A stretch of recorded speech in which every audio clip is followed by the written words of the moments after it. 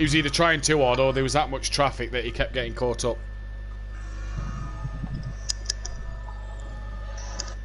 Either way, Jamie, you're more than welcome to take the race lead, and you're more than welcome to take the race lead and fuck off down the road. As long as I'm ahead of Gary, I don't really give a shit. Yeah. Just don't do it too much, right? Yeah, don't I back off. I can't promise that. Do a G, keep backing off. Let us catch up like you did in What else I've noticed as well with Jamie, he seems to struggle a lot more in race 2. That's because he's got to pass all the plebs like Liam and Joe. I struggle a lot. I find it a lot different in race 2 for some reason. No, I was going to say I think we're on about Andy here. Andy just struggles. But Andy just does one lap pace and retires in the race. Andy just purely practices qualifying pace. Just let you know I am live on my private stream. Andy, I have a massive penis! Andy, how would you like to make a team called White Line Racing? Hit me up.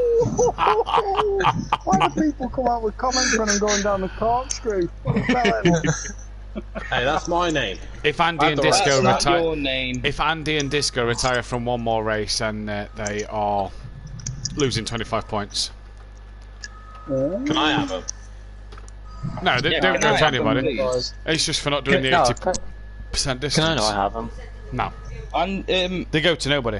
They get Dan, Jamie, Liam, Peaceful. They all said can they have the points. Yeah, I'm allowed them though because I mean I missed a week because I was at Silverstone. I think that's fair. I think I'm allowed them considering my fucking game crashed because Matt decided allowed some fucking stupid Scottish prick to go and walk his dog. Dan, you can, you're in you the can have the content. points if you forfeit your driver's title to me in the GT5s, and admit that I won, and admit that I won, and I'm the superior driver.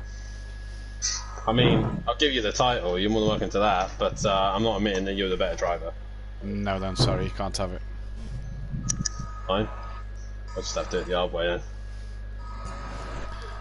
I mean, you already are. What? Push them wide at an airpin into gravel? Ooh!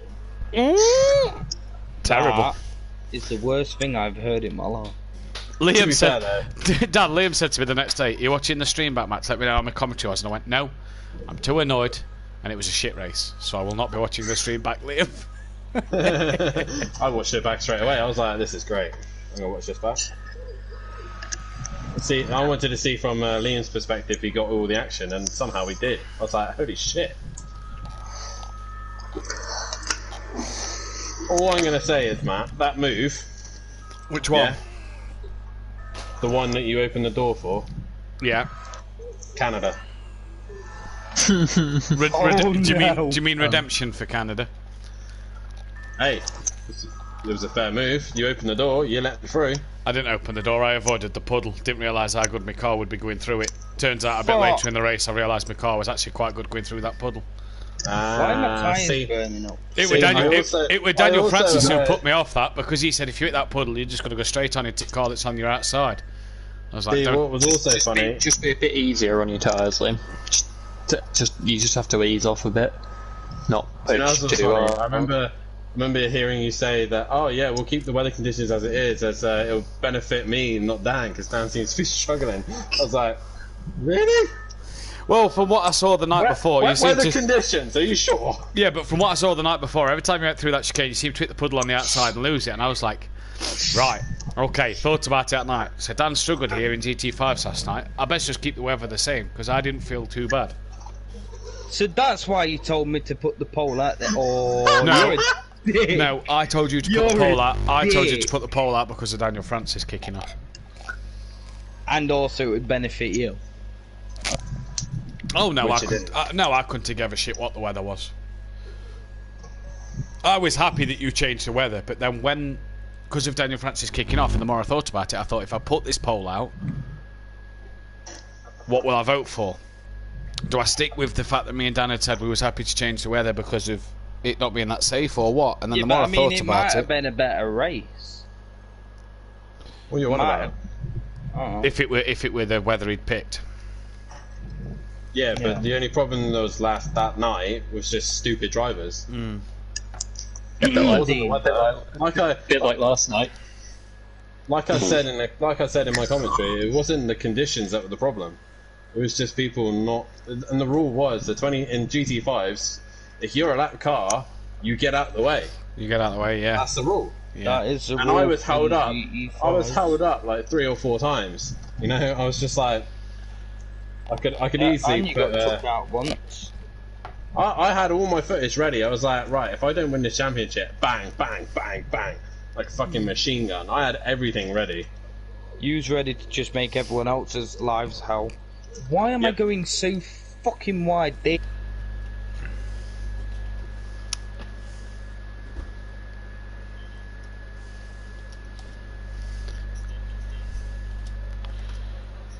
I don't care if he has. I don't care if he has or not. I've not spoke to him all fucking day. Did you see me comment to his post? I quit, blah blah blah, and I just went, get a grip. Oh yeah, I did see that. I thought you put something else. I don't care how unprofessional it makes me look. It's only the private group between the drivers. It's not like the audience can see. So I just thought, right, fuck you, get a grip.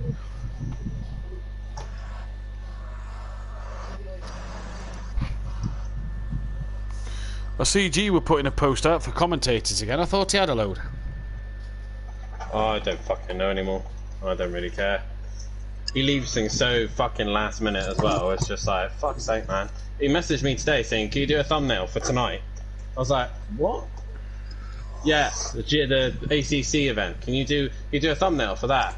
I was like, fucking hell, and I'm at work. I'm like, well, yeah, I can. It'll take me 5 minutes. He's like, yeah, cool, sweet. Got home. Oh, I don't need it now. Oh, why not? J-Palm's decided to work on, so we have no way of running the stream. So why is the car going so I was wide? just like, oh, fuck's sake, man. Yeah. Hello. So, hi. Kelly. Yeah. Kelly! All right. Hey, you. Hello. Can anyone hear me clearly tonight? Yeah, we can hear you better tonight, mate. Okay, cool. Cool. Dan, very quickly while I think about it, that weather thing I was saying about is going to blow through and Sunday should be as normal. Great. Can't wait. Yeah. No, yeah, me neither. Can't wait. You're being paid, mind. Can't wait. Are you bartending, Dan? Yes. I mean, no. Yes. No, he's just going to be the gay stripper. Yes. He's going to be the first man to run the new gin bar. While naked. Yeah, exactly. In his Well, pro that should fucking... in his pro bikini. That should stop everybody turning up, yeah.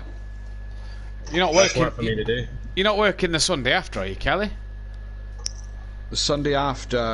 The first, no. That's all. The Sunday after next is Alton Park. Yeah, no, I'm not. I'm working the Saturday night, but no, not the Sunday. That's fine. I'm glad you're all right with that. Yeah. Do you see who got the team hard drive?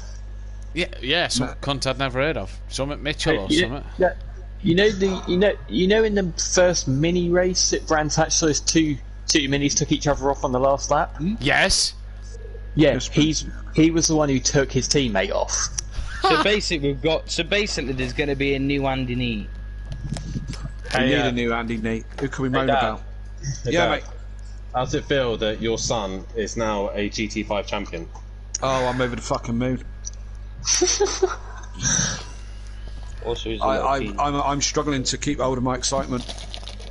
Back-to-back championships in GT5. One on Motive Fuck, I taught and him. on SimPlay. I taught him everything he fucking knows. I argue the Motive one was ruined. Why, by Zande taking me out? No, by Little Each getting all them fucking stupid penalties. I wasn't the steward.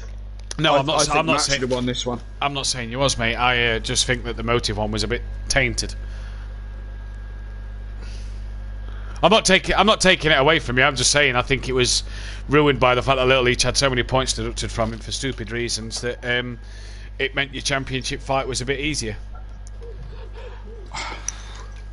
Well, I'm waiting for the big one, GT3. That's the one that you need to win. Yeah, Well, no chance. that's for Sim. Okay, we are live now. So invite, Disco, Little Leech, Monkey Boy, Peaceful, Joe, send. Can I have the switch, babe? Right. Dan. Now,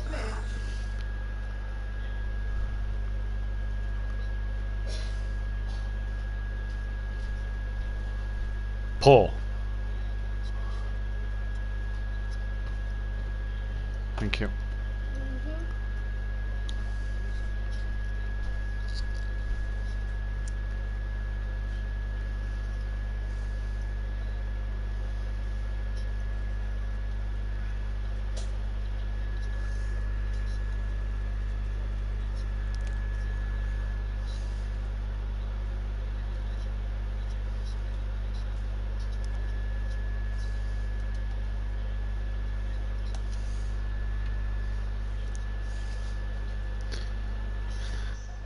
Really? Well, that'll get us a great health and safety rating. That will, won't it? I mean, if I do it, it's fine. If you had Liam do it, then you probably have many infections and diseases. I was watching the AIDS. No, not like being an inbred fucker, eh, Dan? Yeah, exactly. Many of them Cornish, down you here. mean? No, not you, Cornish. I'm on about Liam. All right. I mean, Cornish are also inbred. Yeah. Wow. Have you got webbed feet, Liam? No. Hey, I got to say, I watched the GT5 finale at Knock Hill today when I was in front of my computer. Oh, yeah? I got to say, Liam, great job on your own there, commentating, getting much better. Thank you. Well, what about my Matt driving? refuses to watch it. Who does? Matt refuses to watch it. Oh, I don't think that's your fault. I can't, it's not Liam's fault. I'm refusing to watch it. It's someone else in his fault that I refuse to watch it. Matt, you're gonna we give got me that. loads of bad luck. It was Jamie's fault for his mum taking PlayStation off him. That's why I'm not watching it. Yeah. Matt, You what, Liam? you're gonna give me loads of bad luck. Why am I? There's a Welsh flag hung up. Oh yeah, you've got the Welsh flag hung up. You're gonna win tonight. I'm gonna lose tonight. I'm gonna smash into every cunt. I'm gonna end up Dean Wysocki in it. Dean Wysocki. You know if that actually happens now. Kelly, he put a review in about you last night.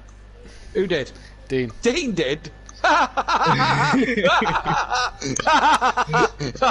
sat there blaming Nicky, saying that Nicky took him out starter race 1 at turn 3, right? And then I says, yeah, I'm going to need the onboard of Nicky's car, and he went, turns out it wasn't Nicky, it was Kelly. And I was like, oh. Yeah. Yeah. Don't get me fucking started again about last night. You're getting a 10-point deduction for that. You were just dirty and aggressive, so sadly we're going to have to take 10 points away from your championship. So you've definitely lost the title now. I'd lost the title anyway. I was going to say, title was About done. 6 rounds ago. Title was done, mate. Oh, I didn't invite Disco, did I? What? Can I have a 10, please? What? Can I have a 10, please? Just 2 seconds.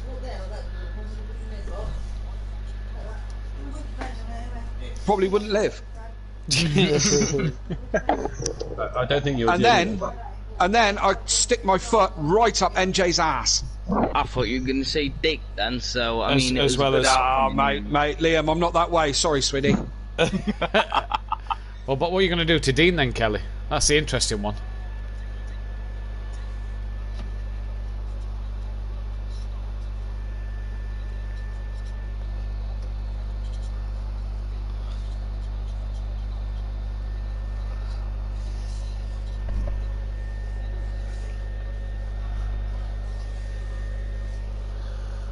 Do one, you prick. Right. I'm going to start a party with Kelly, but best of luck to everybody tonight. Catch you later. Bye, Jamie Brazy.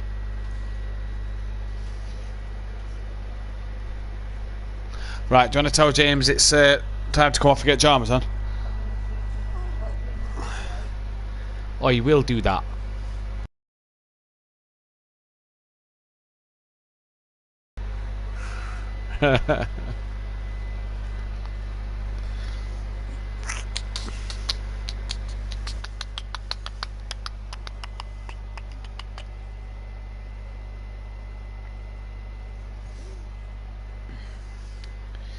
If I ain't giving you mine, I've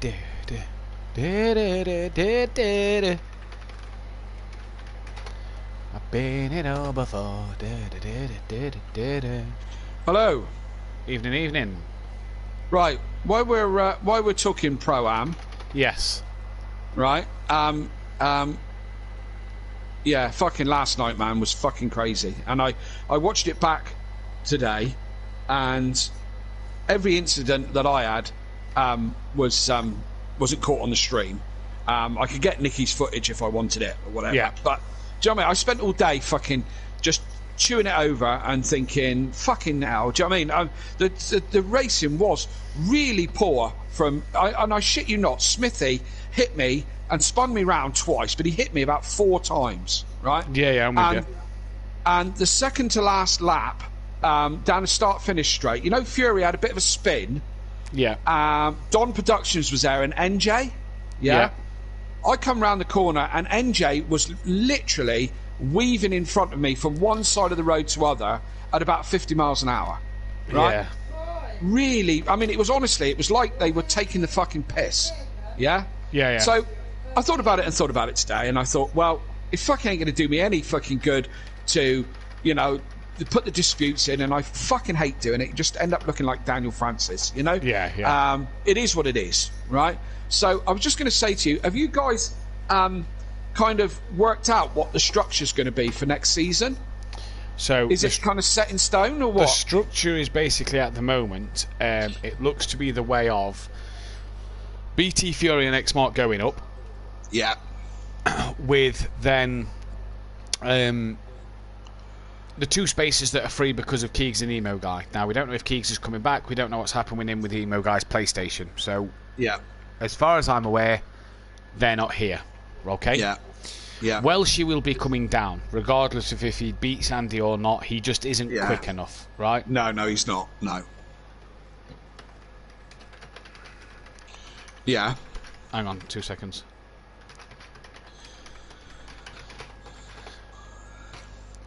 So basically, that is what we're looking at doing. Welshie coming down. He's just not quick enough, bless him, on a Thursday night.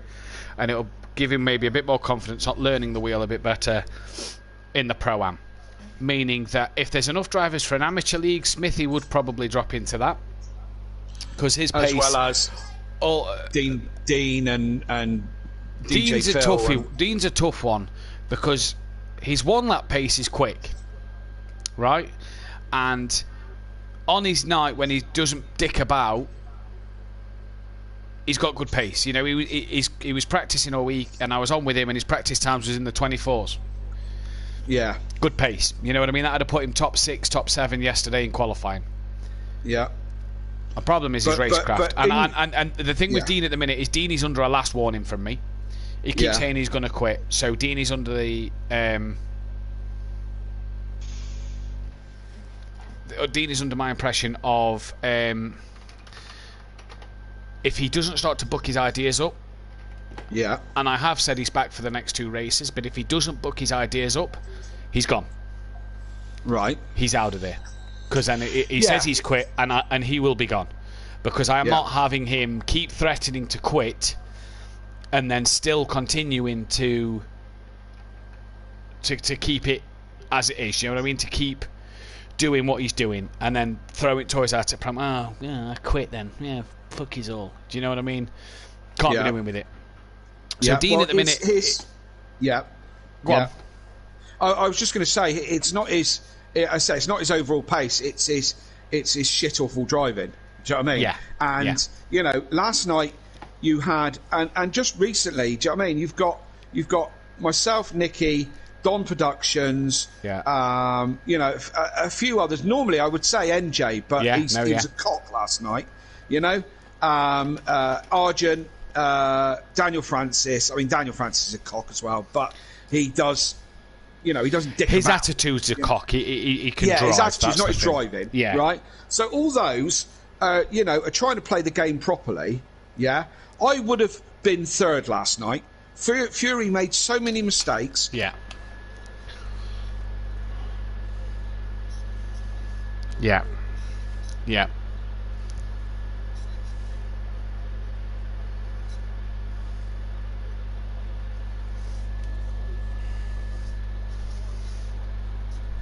Yeah. Yeah. Yeah. Yeah. Yeah.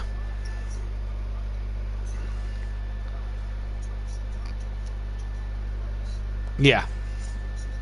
Yeah.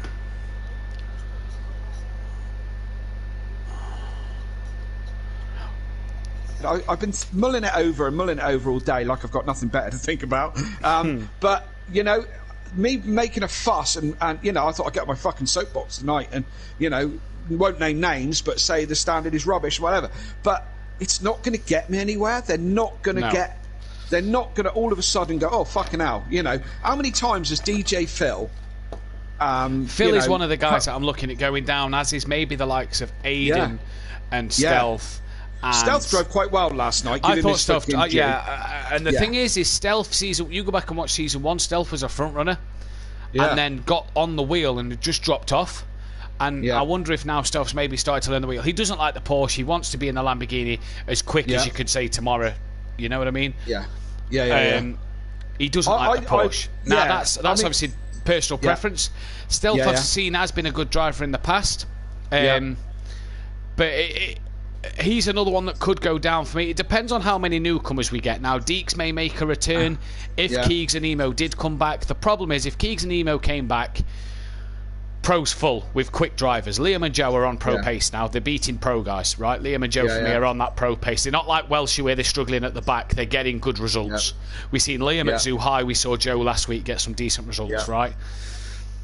If Keegs and Emo came back, they'd have to go pro-am. But what the theory of it is one night in the off-season, depending on the numbers we've got, if we can run an AM league, which would mean that pro-am would be one race of 45 minutes with a 10-minute qualifying. And AM would be a half an hour race with a 10-minute qualifying on the same night of the pro-am, but just before the pro-am. So we'd go from AM to pro-am, and then pro would still be a double race on the Thursday night. Which would mean pro-am would probably start about 9 o'clock-ish, quarter to 9-ish for the race. And then do basically just a 45-minute race instead of so then you're sort of finishing about 9:30-ish, quarter to 10-ish. You're probably finishing a bit earlier than normal. But what the plan is for the AM is, I've got an idea who roughly is going to be in there, but the plan is everybody on a default setup. So we set the session to default. You can't make tweaks to the setup. You pick whatever car you want to pick in the GT3 category. We pick a random track, let's say Donington, right, as just an example. And we put on a half an hour, maybe an hour's session. And we do it until everybody is at least set a time that is registered for season 4. So if there is enough for an amateur league, we'll do like we did at season 1 when SimPlay started. Of the quickest 16 will be in the pro-am, the guys below that will be in the amateur class, and that is how it will be. So that obviously meaning that if Dean is quick enough on a one lap to get there, he'll be in. I think Dean should be in there based off he is quick enough. He's just got to put his mind to it, and he doesn't put his mind to it enough. See you in the morning, mate. Behave tomorrow. I think he needs a stiff talking to. See you in the morning, mate. Love you. Yeah, go on. Sorry. I think he needs a stiff talking to if he's going to do that. And and again, I play by. I've got no say in it. I'm just a commentator, and I play by your rules. But I think he should have a stiff talking to if he's going to continue. And I think pro-am should be like pro, as in like manual pit stops. Well, this is all that will be discussed in the. This is what will be discussed, because I saw that last night. A lot of damage was on your entry into the pit lane. Which is the AI. This will all be discussed in terms of, AM may just be full on default setups for these guys, and pro-am may be more like pro. Right. Okay. So Yeah. just before we go live and whatever, where does this leave me as in my options? I mean, I keep saying that I want to stay in Pro-Am, Yeah. right? But surely if I came second in the championship, by the rules that we're playing to right now, Yeah. I earn my place in Pro. Do I not? Yes, you earn your place in Pro. So at the moment, if you go up, you go up, right? You've earned So your place. will it be left if, let's say, I mean, we've still got a couple of races to go, and I might, BT and Xmart are coming up quick, Yeah. right? Yeah. They beat me to it. I'm trying to hold Xmart back. I got about 26 points or something between us. Something like that, And I mean, he only got 9 points over me last night, from what I can work out. So, let's say I finish in the top 3. Is that going to be my choice to make? We'll discuss that in the admin chat, but I'd imagine so, yeah. I'd imagine we'll let you decide on what you want to do. And Which you know my feelings on it. Yeah. You know? I mean, it would make more sense if we did say to BTX, Martin Fury, go up. Because then if Pro-Am being Pro-Am, you'd have yourself, Nicky, Argent, NJ on his day, Don on his day. Which, to be honest with you, Matt, sounds like... I don't know, there's part of me that just thinks if I've earned it, I should be given the option. Yes. I'll probably stay Pro-Am, and I like commentating here, so... Yeah. You know? And don't get me wrong, I wouldn't take that option away from you without discussing it with the admin and yourself first. Yeah. Okay. So it would be a case of speak with yourself, see what we think should happen. Obviously, we've got Dan in the admin now to sort of say what can happen, but we feel that I think the best way forward would be BTX Mark Fury up. Then you're not going to have that one driver dominate next season. But at the same time, if you've earned your spot and you want that chance to prove yourself, happy to do it. As I said, there's just part of me that if I've earned it, I should be given the option to take it or deny it. Do you know what I mean? Yeah. And, I joined SimPlay to commentate, I enjoy driving, and the whole... as winter comes, I'll get involved in other things, because I kind of wanted to do GT5, and I wanted to race against you and G and so on and so forth. Do you know what I mean? I wanted that opportunity, but my circumstances are at the moment. But come winter, I'll probably join some of those. Yeah. But as far as GT3 is the jewel in the crown, is it not, of SimPlay? Yeah, this is our. Yeah. But I'm rabbiting on, and we've got a show to put on. But we'll talk again. Yeah. All right, we're gonna go live. Cool.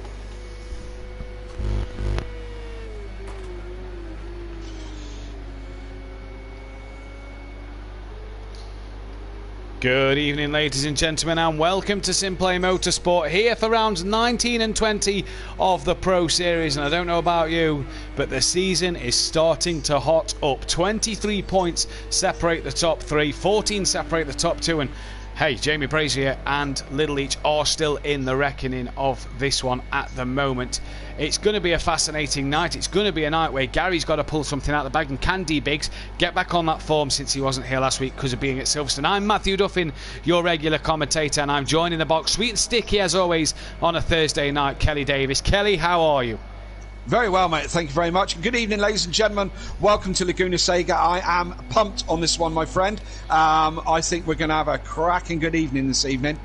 It's going to be a very fascinating one to see. A bit of a track that's kind of not dominant by any car, but a kind of spread across the field from every car based off of the pace we not only saw last night, but have seen in the testing in the weeks that we have had to get ready in preparation for this one. 11 drivers on there. We should have 12. I do believe we lost one, maybe having to reload to get on the wheel as we see. But I tell you what, just before we came on air, Dan, unorthodox, Dan Davis, in the party chat, was quite concerned of how close Peaceful and Liam was close to him in terms of lap time. So this could be a fascinating evening. Yeah, it really could, and it's a favourite with the drivers, Laguna. And for those of you who are not aware, Laguna Seca, it's the one with the corkscrew. And as we see Peaceful coming up the hill now, just trying to warm his tyres, you'll see the world famous corkscrew in a minute. He's got another corner before he gets there. This track rises and rises and rises, and then comes to this point where it has this sharp downhill section that you'll just see Peaceful coming into right now, and as you see, it drops down left and then right very, very quickly. It's, as I say, it's a favourite with the drivers mainly. I know D Biggs doesn't like it, but mostly the drivers like it. But here's the thing: it's pretty much gravel and dust and dirt and sand and whatever all the way around it. So a quick lap time in itself isn't enough. Consistency is very important here, because when you put a wheel onto that dirt, you're in big trouble. Indeed you are. We saw a few people last night drop a couple of wheels onto the dirt and lose the rear end of the car. Indeed. What are we going to get tonight? It's going to be interesting. We say evening to Disco, Daniel Francis, Joseph Colclough, which is Rabbit Joe, and Aidan Bennett in the chat currently at the moment. 12 people watching Nine Lights. Guys, hit that thumbs up button. There's BT Targa as well in the chat, who had a fantastic night last night, Kelly. Double points for himself. And you said, I think a few weeks ago on air, on stream, has anybody taken double points when they've scored maximum? Well, BT Targa has now. 104 points he scored last night. And what a stellar effort. Yeah, absolutely. And BT's Paul, his name is a great guy as well. He was very humble about the whole thing, but he dominated all night.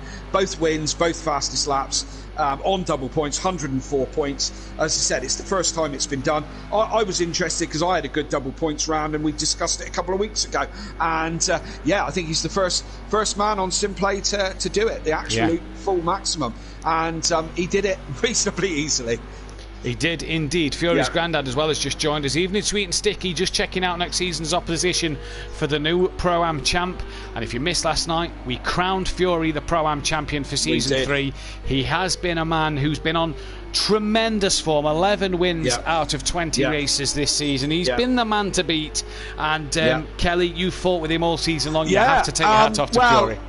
Yeah, you say that. I mean, I chatted to him last night after the race, and he said, I said, well done, great job, whatever. And he said, oh, yeah, it was close. It wasn't. I mean, he was a dominant force all the way through. I mean, I beat him once. I got close to him once, in the championship. But that was about it, really. I mean, he hasn't really been that bothered by myself. If BT had been in a bit earlier, then maybe so. Lots of lag from Jamie there. Let's hope that's not a problem for him later in the race. Here's one for you, Kelly. Aidan Bennett in the chat, hoping Kelly gets promoted to pro so he can commentate on Pro-Am races. Absolute class act, he says.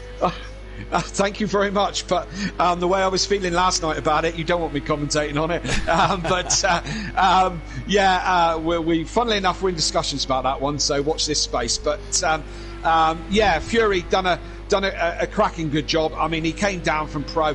I mean, he had pro pace to start with, but struggled with the cars that he was in pro, but he seems to have found his groove in that Mercedes. So I'm looking forward to next season to see what Fury can do. Now he's improved his racecraft and found his groove in his car, really, It is indeed. He's really had his year after the two Nissan GTR in the first season, and then the Ferrari to Porsche last year, which wasn't a great year for himself with Dan. He's really found his feet this year, hasn't he? And I said to him in an interview last night, he's really got comfortable in his car. Yeah, sorry, Matt, I just unplugged my speaker by accident there. Fury, Just saying about how he's really found his feet in that Mercedes compared to the poor year he had with unorthodox in the Porsche and Ferrari last year. And I think his racecraft's improved, to be honest. Do you know what I mean? And I raced him over on Motive with touring cars. And again, I had a couple of good battles with Fury in the touring cars. But his consistency was a problem then. And, he's still got a bit to do. But is such improved. You know what I mean? As like a driver from one season to another, I think Fury has come on leaps and bounds. So as I said, looking forward to seeing him pro next season and what he can do with it. Indeed we are. I'm going to run through the championship standings, Kelly, if that's all right. Oh God, I thought you were never going to. We're just going to read these quick comments. Don't worry, Matt, you're our unsung hero, says Aidan Bennett. If Matt's sweet, then Kelly's sticky. Fury's granddad with a thumbs up. Hang on then, we get Liam racing. He beat us last time. Not a good thing, Aidan. Says Daniel Francis. Liam may not be coming down. Round, just of the other way round. Aren't you sticky and I'm sweet? One of us is sticky. I thought your voice was like honey. That's where it all started. I think somebody said your I voice tell you was what, like honey. based off of today's weather, I feel very, very sticky because of the sweat. Oh my days, it's too hot. But back to the championship standings then. It's Yep. Dan Unorthodox who leads the way by 14 points from Gary 131. Can the two-time champ take on our new GT5 champion? Dan then a champion, not a runner-up. He's a champion. Can he get that GT3 champion? We said last night, can he make it 3 titles in this matter of weeks? He could win the GT, he could win the GT3. He's already done the GT5. D Biggs then is third, 23 points off the title hunt at the moment. Big Boy Brazier P4, 42 points off the back of Dan Littleleach. The last man still left to score to be involved in the championship battle, because no one else can win the title from here. He's 80 points behind, a long way for him. Then you get Monkey Boy in P6. Peaceful is in P7 with Sooty Apex after quite a good week last week at Le Mans for the Acura driver. Not here tonight, he's at a wedding. But which is a shame, because good double points for Sooty last week. He's missing out this week. Emo Guy then, he is P9. Rabbit Joe, again a good week for Joe last week. He moves up to P10. Liam, that Bozzy boy Liam, he's up to P11, just behind his former teammate Rabbit Joe. Phil, who is hopefully going to make it tonight. He said he should definitely be there for race 2. He's going to be tight to get back for race 1, but we'll hope and cross our fingers that he can get back in time. Welshie then in P13 with Disco P14, Andy P15 and Keegs P16 then. In the Constructors' Championship, it's a 3-horse race, but Iron Brew Racing have got a lot to do to stay in that one. They've got to make sure they outscore Shake and Bake Motorsport by 7 points in this first race. If they don't, they will be out of it. But it is Shake and Bake who lead the way, 71 points clear of Leachy Legends. Iron Brew Racing then still in it, but need to outscore Shake and Bake by 7 points in race 1 to stay mathematically in with a shout to the title. GQ Motorsport are then in P4. Run Flat Racing are 5th ahead of Straight Line Racing, the class of 97, and SimPlay Racing bringing up the rear.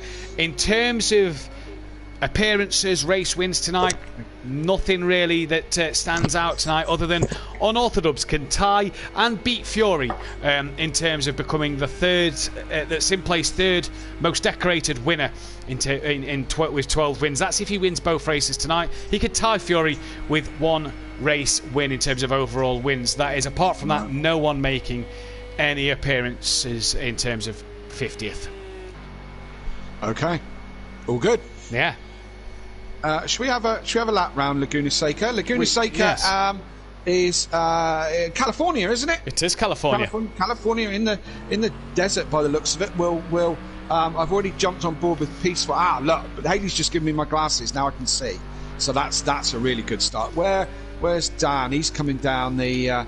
This might not be too bad. So Laguna Seca was owned by Mazda. You'll see Mazda signs all over the place. I think it's changed hands. I haven't had a chance to Wikipedia it. WeatherTech, I do believe it is now. Yeah, I think you're right. I was going to say Daniel Francis would probably tell me, because he's up on all the rest of it. So last corner this is. So start, finish straight. As I said, lots of undulation in this track. So cross the start, finish straight. Flat scat up over the top of the hill. That's not the way to come out of the pits, D-Big, so you went back in that way. We'll talk about pits in a minute. Down to the first corner, take a little bit wide on the entry, double apex, pick up the first one, run a bit wide, pick the second one up, try not to run wide, out onto the right hand side, bring it across, down a gear, just roll around the corner and accelerate on the way out. Don't put a wheel on the dirt. We got Rabbit Joe or someone in front of us. This is a very similar corner. Come round, down a gear, just roll your way through it. Dan's deep and onto the dirt. See how that slowed him down. Start rising up the hill. 2 tricky left-handers. This one, very easy to let it run out wide and go out onto the dirt. Dan takes it right out to the curb. Up the hill. Again, this is unsighted apex. Don't run over the top of the curb too much like that, because you unsettle the back end of the car. You're coming up to the corkscrew, which is also unsighted. You want to brake about now, right down to second gear. Hug the apex on the inside, let the car flow and bounce over the second apex and down the hill. This is a tricky one. Very easy to get this thing wrong. Come out wide, tuck it to the apex, try not to run wide. Love this last corner. On camber, tuck it in, hammer the power down and just let it flow out the outside. Over to the right hand side, late braking, good overtaking opportunity here. Tuck into the apex, accelerate, try to stay inside the white line, Dan, and down and across the line, and that is a lap of Laguna Seca. It is indeed, and considering you mentioned the pit exit, let's also go through the track Yeah. limits. You're not allowed to go over this white line here. You can put two wheels over, but that is it. You're not allowed to extend your entry in terms of widening it in towards turn 1. Apart from that, it's pretty much all back at the last corner where there's a bit of AstroTurf you can run over. You're not allowed. You've got to keep two wheels inside the white line. That's track limits, but you're not going to gain anything from doing that one. Not a thing. Cheers for Not a demonstrating, Dan. But you're not gaining anything. If people in the chat think, well, there's the corkscrew you could probably cut, indeed you cannot, because it will just jump you all about, and you cannot cut it at all. In terms of unsettles the car. It will indeed. In terms of the pit lane, I think Gary's coming out. Let's try and see if we can jump on Gary. You have to stay within the white lines, not the first white line. You have to stay within that second white line. You cannot leave over the cones and leave over them white lines. We've seen it happen a couple of times last night. You have to stay all the way around to the beginning of pretty much the end of turn 1. And that is what we're going to be looking at tonight. That's what the stewards who are in the chat will be looking at tonight. And no doubt Kieran and Daniel, Francis and Dean, if they are watching, we know Daniel's watching. If Dean and Kieran are as well, they'll be keeping an eye on that one. I personally, the pit lane exit thing, I thought that it was reasonably obvious, the pit lane exit. Is that Rabbit Joe going out? Let's see if I can just... Yes, it is. Yeah, right. So I thought it was reasonably obvious. Now, probably the cones have been smashed around because we saw D Biggs just slip his way out of here. Now, you accelerate now, and it's coned all the way down the outside here. Look, all the way down through on the right-hand side. So you have to follow it all the way down. The road just takes you all the way, and you feed in at the end or just past turn 1 and feed into, which is almost the racing line, but it's not as bad as trying to get out at the top of the hill when you've got oncoming traffic. So that is quite graphically where the pit lane exit is. I mean, the entry is very obvious. So, so that is what we have to look out for at the moment in this one. 4 minutes remaining then in the session, and so far Big Boy Brazier the only man in the 21s, but on Orthodubs, Disco in the 22s. Peaceful up in P4. I mean, look at that Bozzy Boy out doing D Biggs and Little Leach and Gary. So that Bozzy Boy having a good session in the low 23s as well. Only a couple of tenths separating him and Peaceful. And then if he can find a second, he's on the back of Dan. So I tell you what, there's a few drivers tonight well within a good amount of space of each other. This man, Rabbit Joe, again, a couple of tenths for him, and he could find himself from 8th to 4th. Yeah, definitely. And just going back to Liam, I had the pleasure of meeting Liam at the weekend at the British Grand Prix, and also the pleasure of meeting this guy as well, D Biggs. I met both of them at Silverstone. So you know, it's really nice to put some faces to the actual names, and I'm looking forward to Donington, where there's a few of us who are going to meet at Donington, and there's also I think there's a karting event on as well that hopefully it's a little bit. Yeah, which is a bit too far for me and Dan to come up to, but really nice to meet these people. And D Biggs is one of the men who doesn't like this track. He's not a fan at all. So, and he was telling me this, he wasn't looking forward to it. But he's a championship contender and a front runner, so we'll see how he gets on with it. Indeed we will, and I'm sure it was a pleasure to meet D Biggs. Sorry, Matt, and I'll also just tell you why it's in my head. At the Grand Prix, the guy who was doing the commentary for the track circuit, for the actual circuit, not the commentary for any of the TV channels, was David Addison, who does touring car. Yeah. He was doing the circuit stuff, and there was a point to my conversation. Oh, that was it. And when he was commentating on something, he was saying that they were ebbing and flowing. And the first thing I said, so the first thing I said to Haley was, "That's a Duffinism. That is. That's it. He can't pinch that. That's a Duffinism." I need to get this one trademarked, I think. You do, mate. Yeah, because you know. He pinched it from you quite clearly. Yeah. Do you know what I mean? So we've got the Murrayisms, we've got the Brundleisms, we've got the Duffinisms. Yeah. There'll be some ebbing and flowing tonight. Absolutely. I have no doubt about that one, especially looking at East Times as Peaceful Explosion has gone quicker. He's now 7 tenths off the pole time. Could this be the night that Liam may take his first podium in the Pro? I don't want to jinx old. Could it be? Yeah. Yeah, I mean, you know, you're saying that it's quite even on cars and all the rest of it. I mean, last night in Pro-Am, the Mercs dominated again. But, you know, there's three very, very quick guys in the Mercs. But all the Mercs were quick last night. And the Porsches weren't quite so good. So, you know, Pro-Am is very different to Pro. And we see this week in, week out. Yeah. But Peaceful's going well in 4th place. Liam's going well, not in the Merc, but in the Audi, but they're in 5th place, you know? And this is interesting to see, is in the top 4 drivers here. Oh, and just as we say that, he's just put it in a time to go. But the top 4 drivers is Audi, Porsche, BMW, Mercedes. It is, yeah, it's a nice... it's a nice mix up there at the moment, but I do think there's going to be an Audi and a lot of Porsches towards the front. Yeah. We'll have to keep our eyes on that one as the night goes on. Gary and Little each down in 9th and 10th, so are they just tweaking setups, making some last-minute adjustments? We'll have to see. Maybe holding a bit in the tank before qualifying, maybe. That is a question we'll have to find out. Phil still has a few minutes to get in before the race starts. He's still got the qualifying session, obviously not running the online championship tonight, so he has got until the 2-minute warning sign in qualifying to get himself in the session. Due to the fact that this is an American circuit, and with given what happened in Season 2, it doesn't put you in the garage if you retire, it puts you in the pit box as you see there, and it means that if your teammate was to come in and pit, it would send them on a drive-through and they'd get disqualified on the penultimate lap as they cross the line.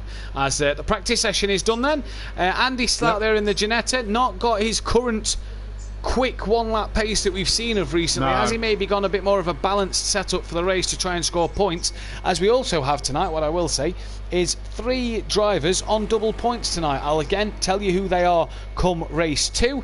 But they had no choice though, did they not? Yes, this was the last opportunity. Yeah, so this was their last option to do it. Even if they wanted to take it here, they had no choice. They cannot take it at Dubai or at Monza. This is now the final point of the season for them to take it, so that everything can be more balanced and worked out going into the final 2 rounds or the final 2 weeks of the season regarding the championship. Obviously that wouldn't matter in the Pro-Am, but especially in the Pro, nobody knows what happens at the beginning of the season. So we are waiting for Big Boy Brazy, we are waiting for Andy and that Bozzy Boy who's just dropped to 6th as D Biggs has gone P5. We're just waiting for Andy, it turns out then, in the end. So that Bozzy Boy did drop to 6th as D Biggs got himself in front of him there, but Big Boy Brazy, the only man in the 21s, and it's pretty close from 2nd down to like 9th, about a second and a half separating them. So game on really, anybody's to call at the minute. Guys and girls in the chat, don't forget to hit that thumbs up button, subscribe if you are new, but also get your predictions in for pole position.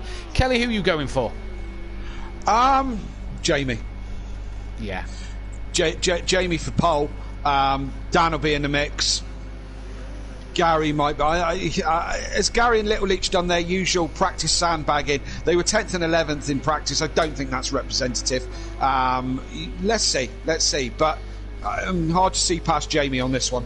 Hard to see past Jamie. I'm also going to give a shout out to Peaceful and see what he can do, because he had some pace in that first practice session. So we'll see what happens. Maybe Disco, because he says in the chat, thanks for the confidence boost, Kelly. Well, come on, Disco, I want you to win one. And then you can explain to me why it's Disco McDisco Face. I know the Muck, because that's in your surname. That sounded terrible, didn't it? The Muck. The MC, I know what that's about, but I don't know what the Disco is about, and he said he'd tell me when he wins a race. So come on, Disco, tonight's your night. Yeah, he needs a good night as well. He's not had the luck of recent weeks, so he needs it tonight. He could do with a good result. And just for people to sort of, I suppose I could say this, I don't really know why the need to is, but anyway, Liam is upstairs in my house today, racing. Oh, right. His sim rig broke at his house. I had a spare, which I've not currently sold yet, so I said, well, if you can drop your wheel off and get your PlayStation down each day, you can come down for a practice, because he only lives about half an hour bike ride away. Come down for a practice, stay for a couple hour, practice a bit, and then come down. He's staying the night as well, so he's ready for the GTs tomorrow night. But Liam currently sat up in my bedroom with the sim rig racing. You're a good man, Matthew Duffin, you know that. Those people who say all that stuff about you, I just say no. I just say no. He's good as gold, he is. You know, he helps the disadvantaged. And you are, obviously. Yeah, well, and we know Liam. And that's what I was saying. Surely Liam must be the man to be buying that rig off you then, mustn't he? Well, we'll have to wait and see, won't we? But I mean, You could do him on, summer's still going. He's still off college. Surely he can do some handiwork for you or something. Pay it off or something. I don't know. Cut grass for you or something like that. What he can do for me is knuckle down and get himself on that podium tonight with the pace he's got. That'd be one of the best sort of rewards to give me back for letting me borrow the sim rig. And that's got to be, if he does that, mate, then that's got to be his lucky sim rig, and he's going to have to own it. He's going to have to buy it, isn't he? He can't get the one he wants. He's going to have to buy that one because he's got a podium on it. Dedication to the cause. Good guy, Matt says. Aidan Bennett, thank you, Aidan. What you trying to say, Michael says, peaceful stepdad. I'm not sure what that one's in relation to. I think there's a little bit of conversation going on here. Separate to what we're talking about. But what there is, though, is there is 18 people watching. There's only 12 likes. Guys, let's smash the thumbs up button. Let's subscribe to the channel as well if you're new. And Disco McDisco Face, that's one heck of a banker lap, a 22.3. Yeah. And from Dan, a 22.4. Great banker laps from them two boys. As others are coming down the start straight to finish their times.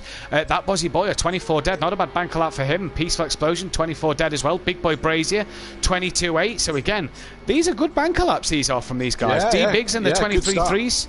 Monkey Boy will probably want to keep going and go again to get a bit more pace out of that one. But as you say, Kelly, time and time again, the second laps are sometimes a bit quicker than the first. Yeah, and especially today, I mean, it'd be madness if you're not on the hard tyres tonight. I think Xmart was running the softs last night and really kind of burnt them out really quite quickly. It's California in the desert in the middle of July. Do you know what I mean? It's hard tyres all the way, and they do take, certainly with my foot, they take a couple of laps to really be their best. So I'm expecting to see the times tumble again. And where are we next week? We're at Dubai in the desert. Dubai in the desert. Guess what tyres will be on? Yeah, and then we'll be in Italy. Guess what tyres will be on? Well, it depends if it rains. Gary back in the pits, down in P9 at the moment. Aidan Bennett, hope Liam's paying you digs for staying the night and treating you and the family to a nice candle-lit dinner. That'd be lovely, wouldn't it? Me and the missus had a McDonald's because he already had his tea before he came, so...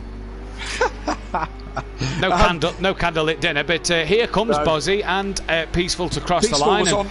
Peaceful was on a quicker one, and he goes nearly a second quicker.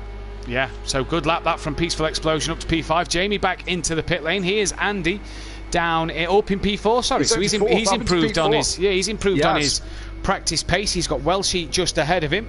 What can he do here? Oh yeah, very out the way onto the gravel there. What can Andy do as he crosses the line? Jamie in the pits. As Andy improves by a tenth, so he goes ahead of Jamie now. Jamie's just came out the pit lane, but look at the top 6 here, 9/10 separating them. And Little Leach and Gary, tell you what, work to do for them boys. Absolutely, yes. Down in 8th and 9th. Very much so. Dan backs out of that one. He's going to go again with that by looks of it. No one's topped Disco's pace yet, so a bit much of that corkscrew there. A bit of this on the chat. You can't cut the corkscrew. You can't really. It's awful. Do you know what I mean? You go off much off the right hand side and you just take off. Really, it's awful. So it's not a good way to go. Is Disco going faster? He doesn't particularly look like it. Is he building up for another fast run? I don't know if he's on outlap or not. What does he do? No, 3 seconds slower, so maybe going for it this lap. Yeah, maybe so. Who else is on the... Where is Gary? What's Gary fooling around at? He's coming around the last corner now, so let's see if he improves. And he does not. Again, is he on an outlap? I think that was an outlap. I remember seeing Gary come out the pits as Peaceful and Liam went past. Liam's improved into the 23.2s now, so that's the top 7 drivers as Liam goes above D-Biggs, all separated by 9/10 of a second. So I tell you what, any of these guys at the minute well on for a decent lap time here, as that is Peaceful ahead of Gary. Gary now, Liam back into the pit lane, so we want to come out quickly so we can get a couple more laps in. But Gary here needs a good lap. Down in P10 at the moment, he's got purple set to 1. Of his own. 3/10 up on his own and purple, as you say. I haven't got that information. Multiple champion Gary, he knows what he's doing in the fight for this championship still. It hasn't gone yet, and he knows that, so he needs to have a good result. And just about perfect round that corner. You can't really hop that inside curb. It just unsettles the car terribly. He's coming up to the corkscrew again. Let's see what he does with it. He's half a second up on his own time. Is he still purple? No, green into sector 2. Green on that one. As that's Peaceful bailing out of that lap then and keeping out of Gary's way. And just a bit unsettled maybe there. Yeah. I had to correct that halfway through the corner, not what he would wanted again. Same again on that one. Rabbit Joe's just gone purple sector 1, so heck of a sector 1 from Rabbit Joe. Disco's gone purple sector 2. That's been beat by D Biggs now. Let's just see Gary cross line. Rabbit's down in P12. Yep. Gary crosses the line and gains a second and a half, but stays 9th. Yeah. So we're on board with Rabbit Joe now. He's coming up to the corkscrew. Let's see what he does with it. He's I saw red there. I didn't know what the time was, but he's below his own personal best there at the moment. Let's see how he gets on. Maybe this is where he's losing it all then in the final sector. Yeah, then. maybe. As Dan's just gone purple, so we'll just watch Joe cross the line and then we'll go back to Dan. No one's toppled Disco yet, have they? No, they haven't. Jamie's not found the pace he had in practice either. He's some 7/10 off the back of that. What can Rabbit Joe do? 9 seconds off the pace. Can he improve any more? Gary's back in the pits and he does. 8 seconds. That puts him up to 9th place ahead of Gary 131. Now this man purple sector 1 and 2. Is he going to get into the 21s? No, but it's very close. It's provisional pole at the minute for Dan, and he's going to get at least 2 more runs in this one, and that's not what Gary wants to see Dan on pole. That's set the bar. If it's taken this long to tumble Disco, and Daniel's just tumbled him by 3/10, that's going to be a hard one to beat. That Bozzy Boy, purple in sector 1, so what kind of lap is Liam on then? Liam. It's that rubbish rig you're on, man. I mean, he's going again here. He's not got time to get another lap in. I mean, you say that, but he's still he's in an impressive 7th place as D Biggs has moved up to 5th place. Big Boy Brazier now purple in sector 1. So what is Jamie capable of here? Andy in the pit, so he's not going to get another lap in. Jamie Green in sector 2, purple sector 1. So where is Big Boy Brazier then? Dan is the man, says Team Prolapse. Yeah, he's a Prolapse driver, so This is the man then, guys. Peaceful in the pit, so he's done. Andy's done. Dan, purple sector 2 to Jamie's green. Jamie though, purple sector 1 to Dan's green. Is this the battle for pole that we've been waiting for? Hey, Martin Kelly says Team Prolapse. Evening Team Prolapse. Big Boy Brazier to cross the line. Only goes second, but gets another stab at it. Dan then, purple sector 2, crosses the line. No improvement in the end there for Dan, but we'll get 1 more run. The cameraman's been a bit random. He keeps jumping onto Liam. Not my doing. He keeps just jumping to Liam and D Big's going very deep. Oh, look at that. I've done well to hold on to that. Look, it's just done it then. Gary 131, 10th, and in the pits, not doing another time. So Gary is done. I've given you no Quali 1 stats, but I mean, I suppose that's all right for Quali 1. I'll give you them in Q2. Big Boy Brazier, green sector 2, and only a 100th slower than this man, Dan. That is Jamie up the road from Dan, so we'll stay with Jamie, and then we'll jump back to unorthodox. Just short of 2/10 separating these two. Jamie needs to be on it. A 21-1 he set in the first practice. Disco's in the pits. A lot of drivers coming back into the pit lane now. Oh, look at that jumper. That's lag. That is. Yeah, that is took lag. Off through the corkscrew, then it looked like lag because he was floating with it. Jamie, purple sector 2. Where is Dan? Dan, I think. Dan's backed out of this one then. So Jamie, purple sector 2. Is this pole position for the taking?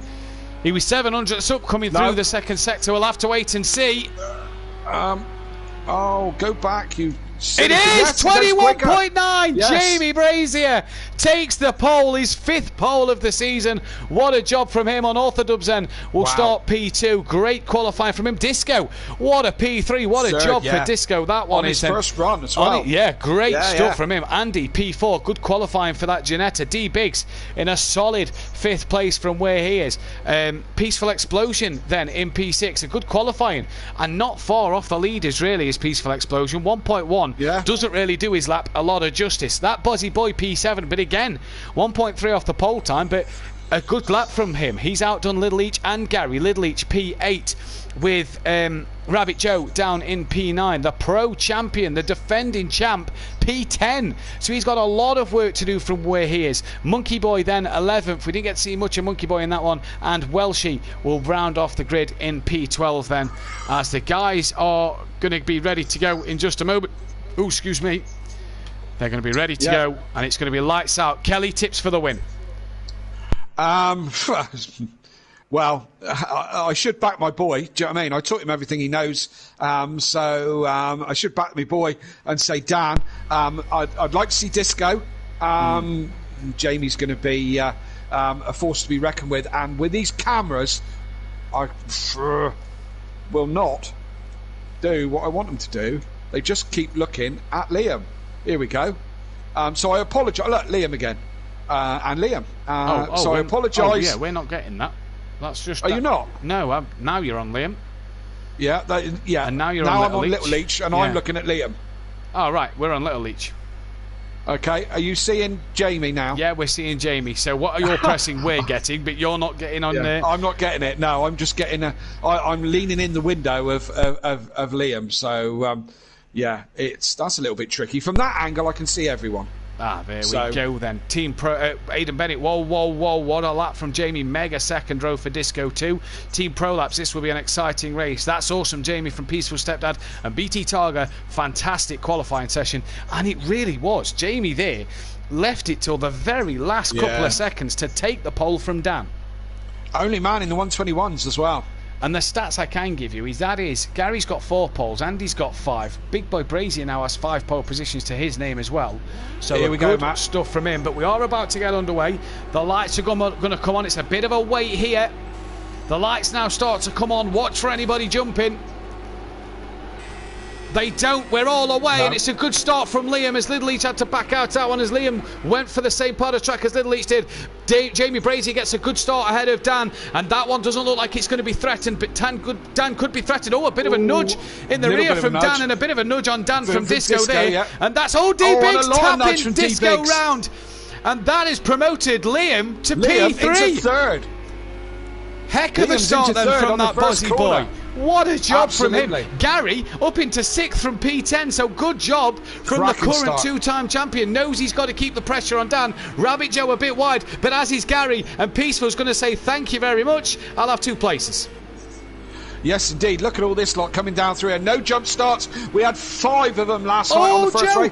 Rabbit. And who's that going over? That's Monkey Boy on the roof, and over he goes. Got caught up with D-Biggs a little bit there. I didn't see quite what happened, but Monkey Boy up and over he goes. And very much like Daniel Francis and Kieran Argent last night, that is all she wrote. But Liam at the minute doing a job as Andy looks for a move at the corkscrew. It's you're not going to get the job done there, Andy. No. Liam, though, heck of a launch. Yes, indeed. Keep it together, Liam. Andy breathing down his neck. We know how quick Andy is. Andy's no slouch whatsoever. So Jamie's got a lot to do. Peaceful kind of got out of that early spin with relatively unscathed, considering he's now in 5th.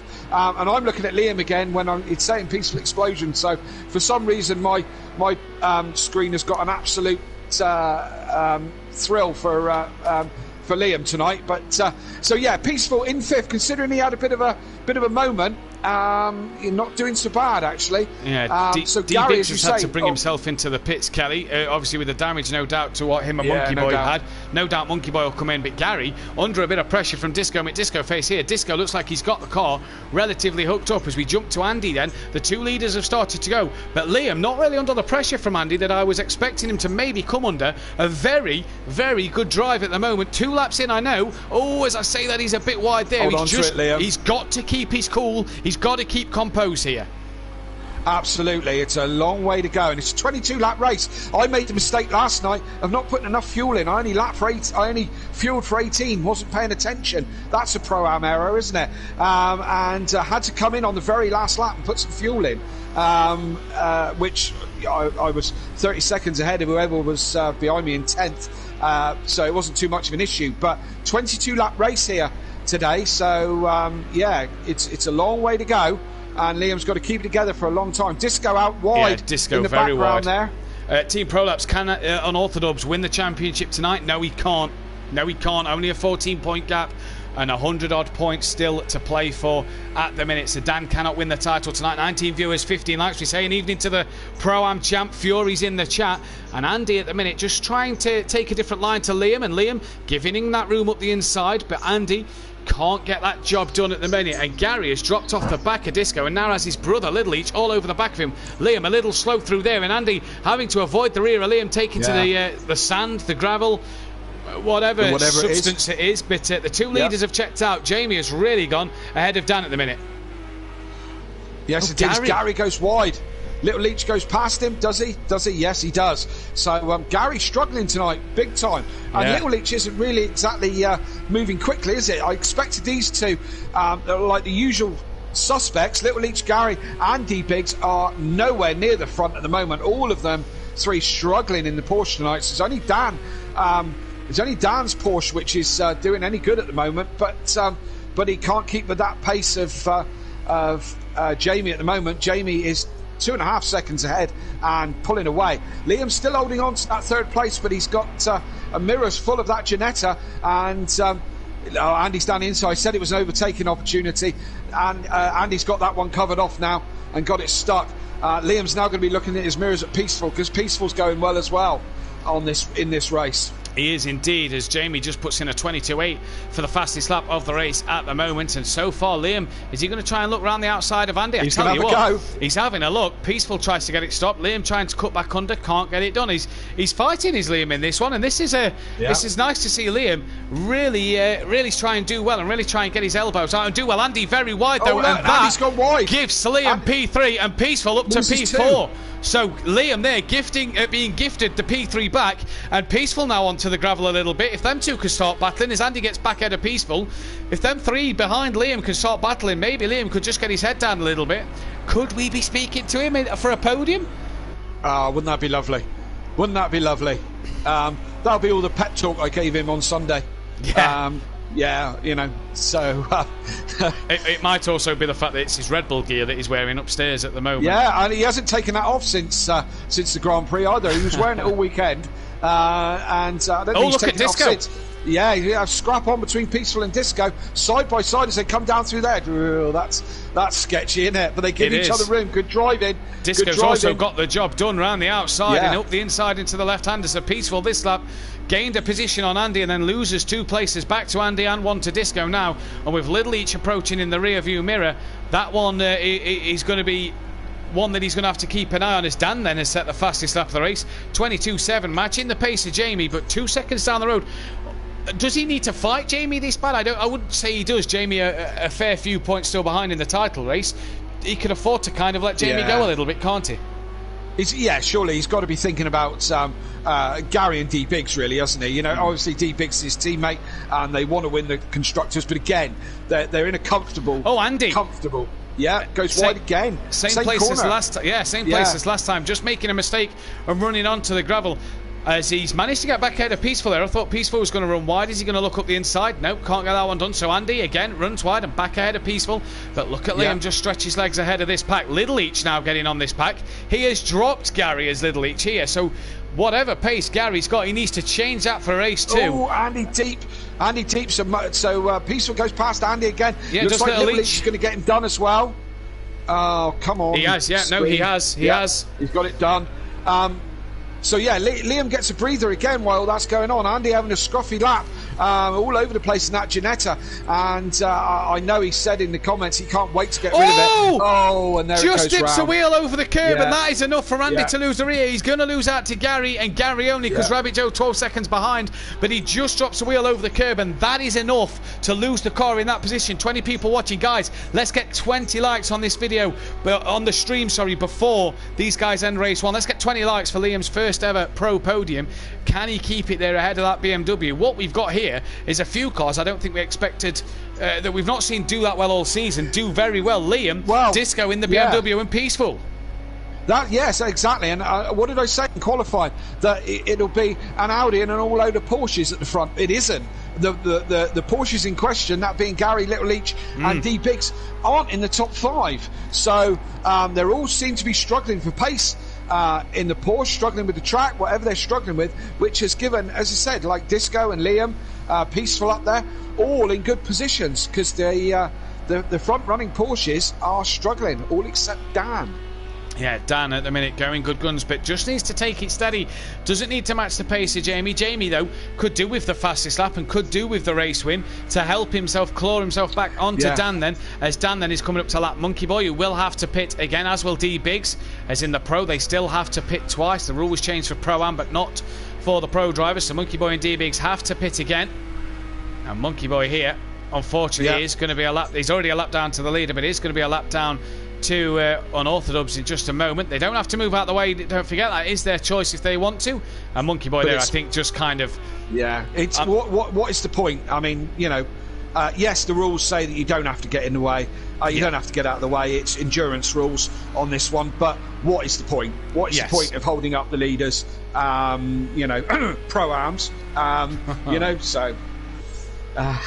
Moving swiftly along. Disco McDisco-Face is starting to get onto the back of that Buzzy Boy. That Buzzy Boy matching his pace a couple of tenths slower last time around. But Disco here showing great form at the moment. He had a good run at Zolder last week in the GTs last Friday night.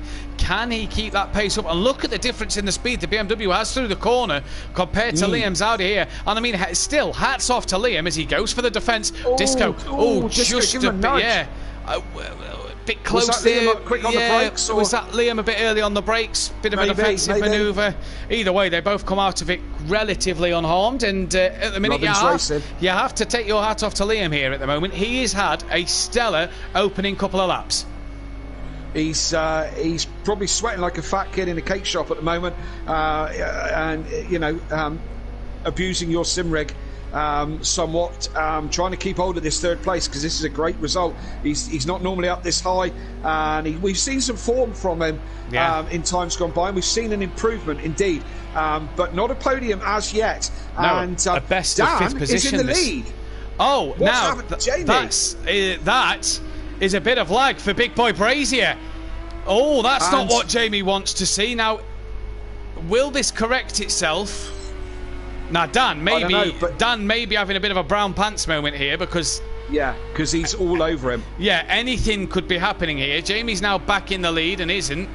Dan, if Dan's getting what we're getting on screen, I think let's Dan there. Look, he had to like avoid what was a car there because he seemed to take a very strange line. So I wonder if Dan then.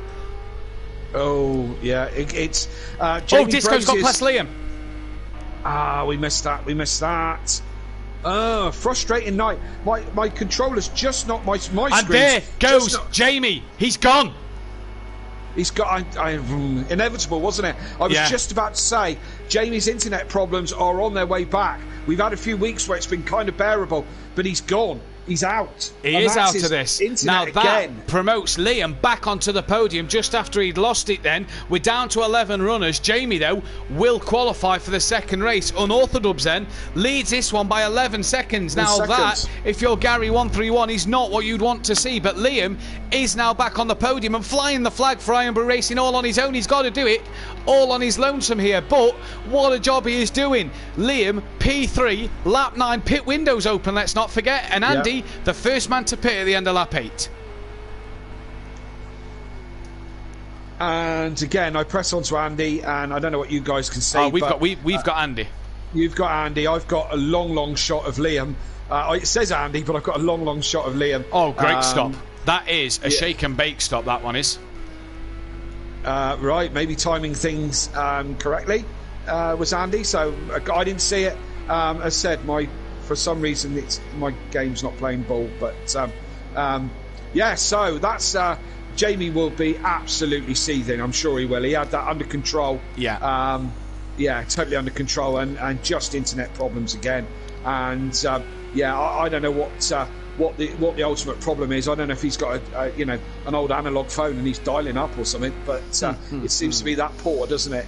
So it does, it's something he's got to get sorted out. Poor Jamie. A few things for Jamie coming in the chat. Team Prolapse, Unorthodox flying on that rainbow power, says Team Prolapse as well. She comes in. Taste the rainbow. Yeah, taste the rainbow. Yeah. Welshie in at the end of lap 8. Obviously, D-Biggs and Monkey Boy still to pit. And was that peaceful? Just having a look on the outside of that Bozzy Boy.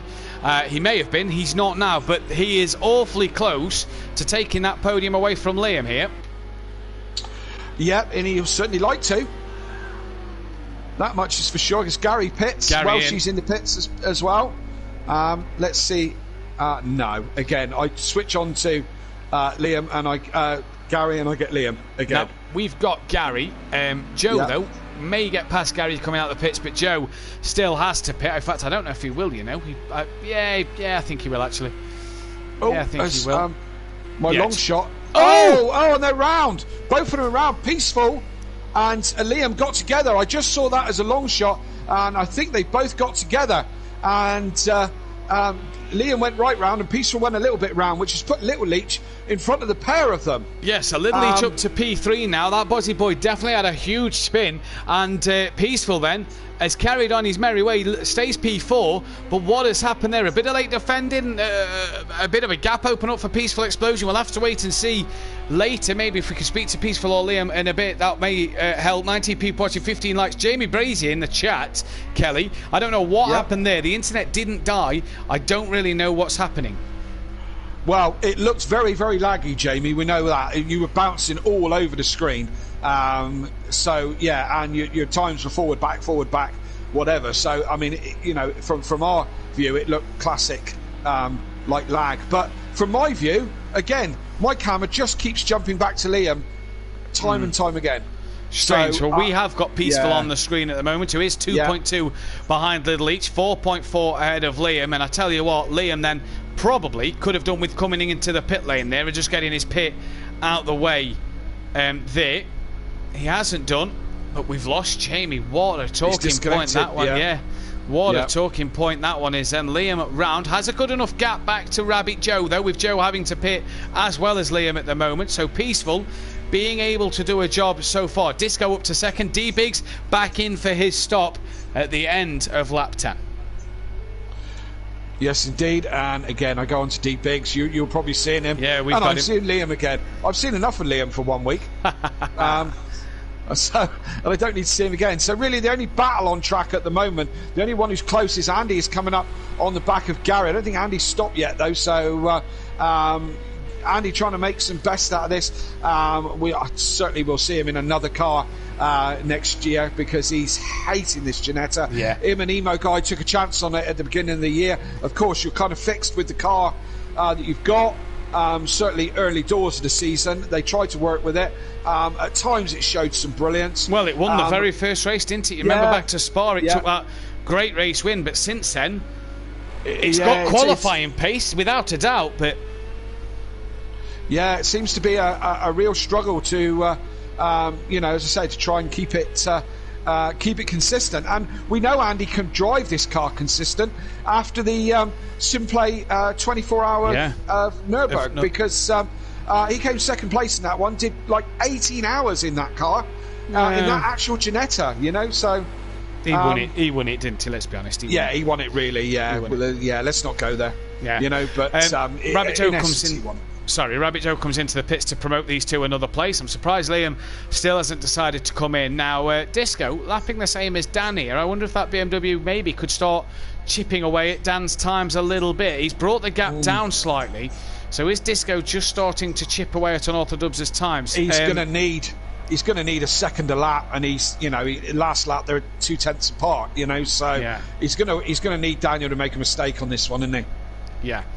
It's always coming in. So maybe looking at the undercut here is Disco McDisco Face pitting at the end of lap 12. Now, don't worry, we didn't need those cones, Disco. Yeah, now these guys tonight, unlike last night, you were saying off air, Kelly, that the problem last night was the AI take over the control of the pit lane, and it was driving you straight into the pit entry wall. Yes. Tonight, these guys have to do it on their own. Peaceful also pits at the same time. Yes, the AI last night for everybody, or mostly everybody, would crash you into the wall as you came into the pit, and would crash you in the wall as you left your pit box. I had damage on my car, only one, before I even left the pit lane, because it would just crash you straight into the wall. I said it last night. There's something, and I'm not a superstitious person or a spiritual person, but there's something about Laguna Seca on Project Cars 2. It just stuff happens. Do you know what I mean? Yes. We had 5 drive-throughs. Funny story last night. Daniel Francis left the pits, after in race 2, and it must have been like his 4th stop. He's put it in the chat, but it must have been like his 4th stop. Left the pits, was coming down the pit exit. His rear wing falls off, and he gets 100 damage on the rear. Yeah. Just nobody around him. It's Gary there. Dan's in the pits. Yeah. So I mean, my cameras are messing around. Last night we had 5 jump starts at the beginning of the first race. 5 of them. And I was in a party with myself and 2 of the others. So that was 3 of the jump starts, and none of us kind of understood it. We didn't think we went that early. Little glitches seem to happen here at Laguna. Yeah, so we'll have to keep our eyes out. Hopefully that's not what's caused Jamie to disconnect. But Gary it's another weird one, isn't it? Yeah, it is, isn't it? If he's not having the internet problems he normally has, but yet he's had the problem where it's disconnected him. Gary!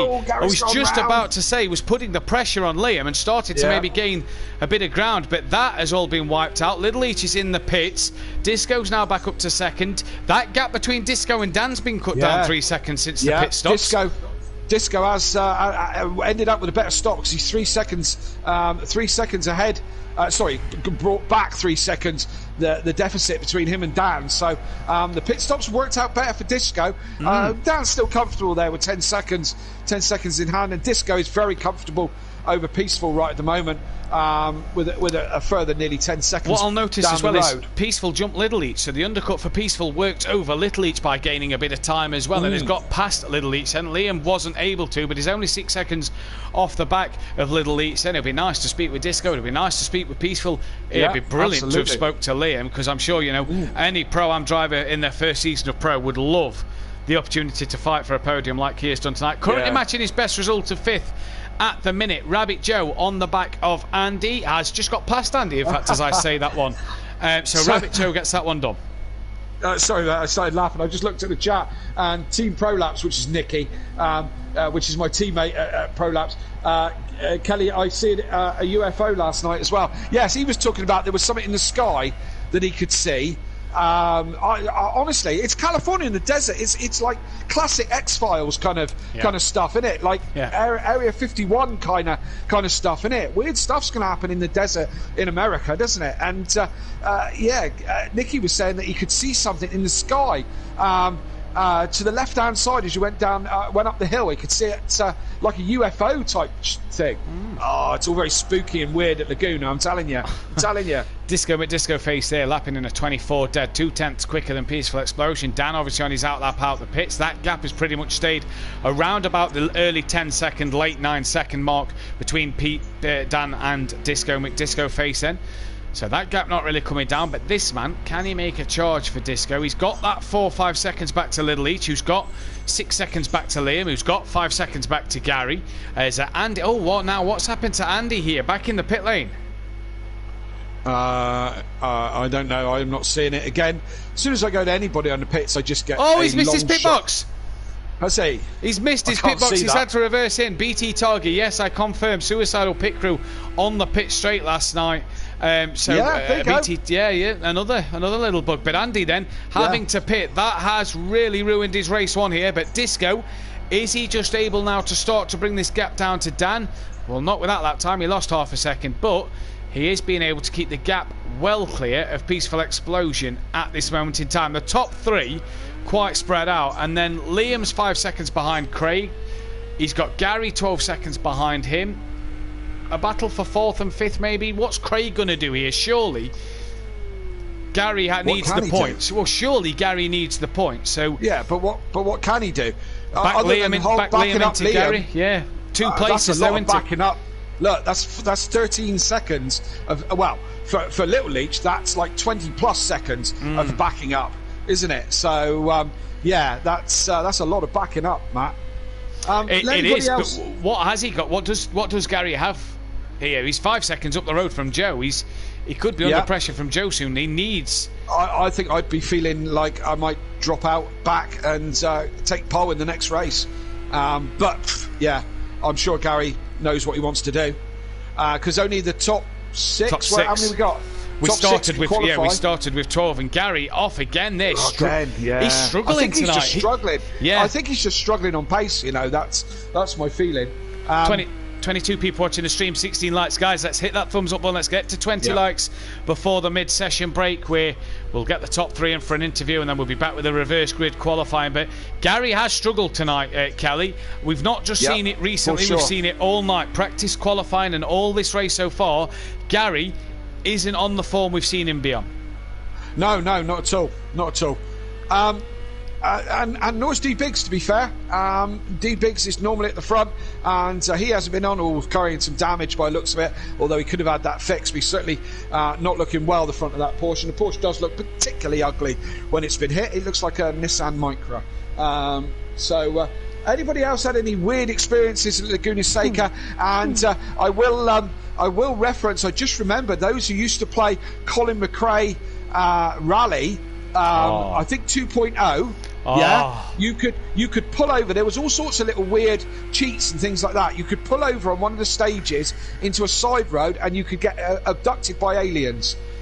You could pull up, you would stop, and the whole car would be picked up by an alien UFO. Anybody remember that? I don't remember that. I'd have been a young kid, but I played Colin McRae 2.0. Nicky in the chat with Team Prolapse. I think Dan might be able to park the car up and run the last lap. He has the time to do it. I don't think 9 seconds is the time to do it, but I see what you're saying. As Disco's gained a couple attempts on the last time around, does he gain anything this time around? Andy in the pits. He does, again. yeah. Andy is struggling. There is this a little glitch that's going off. You've got to get to lap 18 to score points. So Andy will need to get to that 18th lap to score some points here. And for Disco, so far, all looking dandy at the moment. 10 seconds ahead of Peaceful Explosion. Little Each clearly isn't backing that Bozzy Boy up, because he's now 6 seconds ahead, not 5 seconds. Yeah. Yeah, he's in a bit of no man's land, isn't he, Craig? There, he's 6 or 7 back from Peaceful, and 6 or so in front of Liam. He's probably just having a bit of a quiet one as we have a flash the lights. Does he know we're talking about him, or does he just enjoy flashing his lights randomly? He's in a bit of no man's land there, really, isn't he? He is. Jamie Brazy, the internet is working fine at the moment. I'm so confused as to what is happening. It's Laguna, mate. It's Laguna. I'm telling you. Mulder and Scully would be in the background there somewhere, and some smoking man and some green guys, and maybe even Paul. Maybe Paul's there somewhere. You know? Disco then has pulled a couple of tenths back once again this lap. He's got in that gap firmly under 10 seconds, but I feel with 4 laps to go, he's running out of time to get anything done here. Just not got that pace. Dan at the minute has done a stellar job. He's champion in waiting, I he's feel. kind of looked his way into this win, if you don't mind me saying. Jamie had this one covered, but he's done everything he's needed to do. It's a champion's drive. Patient, happy to take the second place, happy to not even get the fastest lap, as long as he's outscoring Gary. Jamie 42 points behind. It's not really a worry to Dan at this stage, so we can afford to lose them points to Jamie as long as he's gaining them points over Gary. Exactly. And I mean, well, Jamie is pretty much out of it now, you have to say. And yeah, absolutely. You say lucked into this win, and I feel for Jamie. I really do, because just to fall out of the game, however it happened, is cruel luck, very cruel. And Jamie's had it so many times. I do feel for him, but to finish first you've got to finish. Oh, 100%. So, 100%. And Dan's doing just that. Mr. Consistent, as I said, taught him everything I know. He's doing exactly the job he wants. One of his heroes growing up was Fernando Alonso, who was another man who played the long game, played the championship game, and played with his head, you know. So Dan doing just that. He has extended his gap to Disco. What has happened to Disco there then? He's had a terrible lap. It looks like he's not got damage, but he's been off, definitely. You see the front of that car a bit dirty. Caught him a bit. And Peaceful is now 4.9 seconds. So Peaceful then, not only looking on for a podium, I tell you what, Liam's not really been dropped by Little Each, and was actually a couple of tenths quicker than Little Each on the last lap. Liam here can be very happy with his work today. His Peaceful laps Welshie there then. He couldn't get a second, could he? Well, I don't think. I think Disco might have something to say about that, and probably Peaceful is just rolling round, holding station, and just bringing it home for a podium. It's been a while for him. And if I was him, I would just be bringing it home and enjoying the spoils of a podium. Not had a podium this season as Peaceful. Monkey Boy had one. The Mercedes has only had one podium this year, and that's all the way back in. I'm toying with trying the Mercedes for next year. Oh. Monkey Boy had a podium, race 2 of Hockenheim, so all the way back at the 6th round of the season. We're now at round 19, so it's been a long time since the Mercedes has been on the podium in the Pro. Whose hero growing up was Matt Neal, says Jamie. I don't know, some crazy fool. Mine. I tell you what, is Disco making a few mistakes, or is he got... yes, well, he has is. now. I was going to say the gap was down to 3 seconds between Peaceful and Disco. That gap could vanish as Peaceful flies past him. Dan starts lap 21. Now, has Disco's tyres gone off? Does he have damage? Is he going to fall 7 seconds back with 2 laps to go into the clutch of Little Leach? Can Peaceful get that podium done? Well, what could happen here? Let's see if he does. Another one. Sorry, Kelly. What's happened to Gary? He's dropped behind Rabbit Joe and D Biggs. Another... Yeah, and this isn't... I mean... that's a brave optimistic move at the corkscrew. Very, very indeed, and definitely over D Biggs as well, because D Biggs knows how to defend. A little bit of frustration with Gary is there. My gosh, the two of them taking some pro-am type lines there out of this one. These two are trying really hard for 7th and 8th, but D Biggs in front of Gary is good news for Shake and Bake still, isn't it? It extends their lead. Rabbit Joe as well, up into P6 now, so him and Liam, great outing for them two. What can they do? Disco's dropped a couple of seconds off the back of Peaceful here, so, Little Leach will want that extra place now that D-Biggs has got past Gary. Gary's still on the back of D-Biggs though. Race not over yet. Matt's actual hero is Rydell in the Volvo. Hey, I'd take that one because I used to love Rickard Rydell in the Volvo. Yeah. What a driver, what a car that was in the Super Tourers back in the day. What a massive gate coffin of a car that was. Yep. Brilliant car though. Brilliant. The S40. Yeah, we'll have to disagree like a Honda on that one, my friend. I hated that Volvo. Hated it. Quick car and all that, but God no. You have to tip your hat. You have to tip your hat to Rydell though. He could drive. Oh yeah, he was an epic driver. John Cleland at that time for me. John Cleland was and James Thompson both in the Vauxhalls. Yeah, what a team they were. John Cleland was awesome. Who actually run a dealership, a Volvo dealership. So he was being beaten by Volvos. And some weeks he would beat them in his Cavalier. And then he'd have to go to work on Monday morning and sell them. Yeah. So that talk about irony. Gary off again. Huge wiggle and a huge off for Gary. He had such a wiggle mid-corner there and then just lost it. Well, couple of corrections and still couldn't hold on to it. It's like it's on like wets or something. Do you know what I mean? That one over for Gary 131 in terms of pursuing D Biggs. Dan then on the final lap of the race is coming to the final corner, and for the 19th race this season, it is going to go the way of unorthodox and back-to-back win. Well, I tell you what, it's a good job you've done that now. You've got a bit of time to have a spin and correct it. I didn't see it. I can't see it. I'm back on Liam. Right. I didn't see it either. I went to type it in on the spreadsheet and I'd look up and Dan's in the wall. Has he gone across the line? Yes, he's just crossed the line. So let's jump back to Peaceful Explosion then, who looks like he is going to take a second place. It could have been a race win. Gary got lapped by Dan in the end. He stopped at the line to let Dan lap him, and Peaceful then will take a lovely P2. Disco, what could have been for him, but a P3 nonetheless. He'll be happy with that one. Little Leach flying the flag for Leach Motorsports at the minute. P4. Work to do for the Leachy Legends. Sorry, Leach Motorsport was last season. The Leachy Legends, work to do for them. Hats off to this man. That Buzzy Boy equaling his best result of a P5. Great drive from him, and Rabbit Joe as well.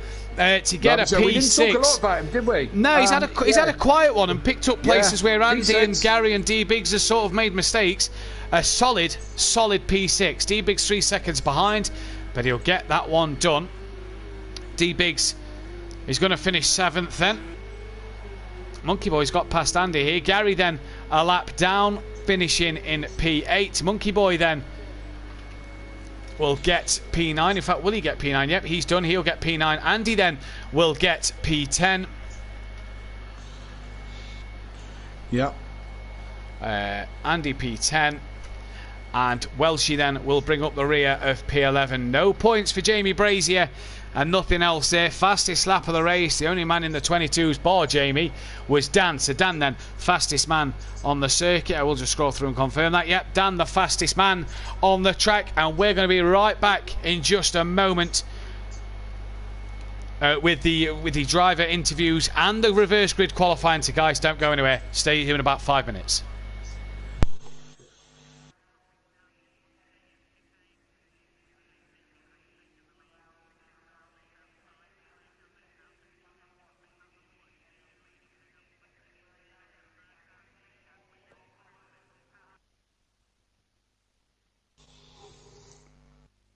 And we're clear.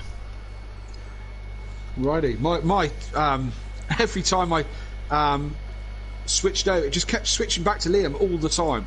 So I didn't see Dan. Did Dan lose it on the last corner? Yeah, I didn't see what had happened, but Dan had definitely lost it on that last corner.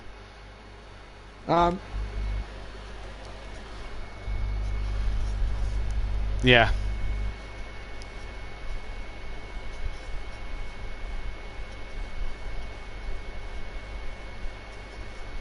Oh, brilliant. Brilliant.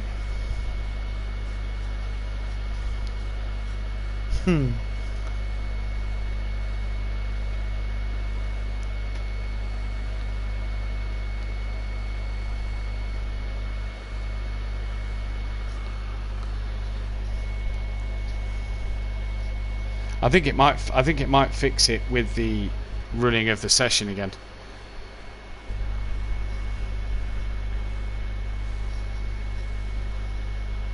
Yeah. Yeah. I'm just going to add Phil, see if Phil's in, and then You're gay. see what he can do. I'm gay. You're wank. I'm not wank, it'll peaceful. Nah, don't. Nah. I hope you saved replay then. I've not saved replay, but I've got a record. Okay. No. Ah.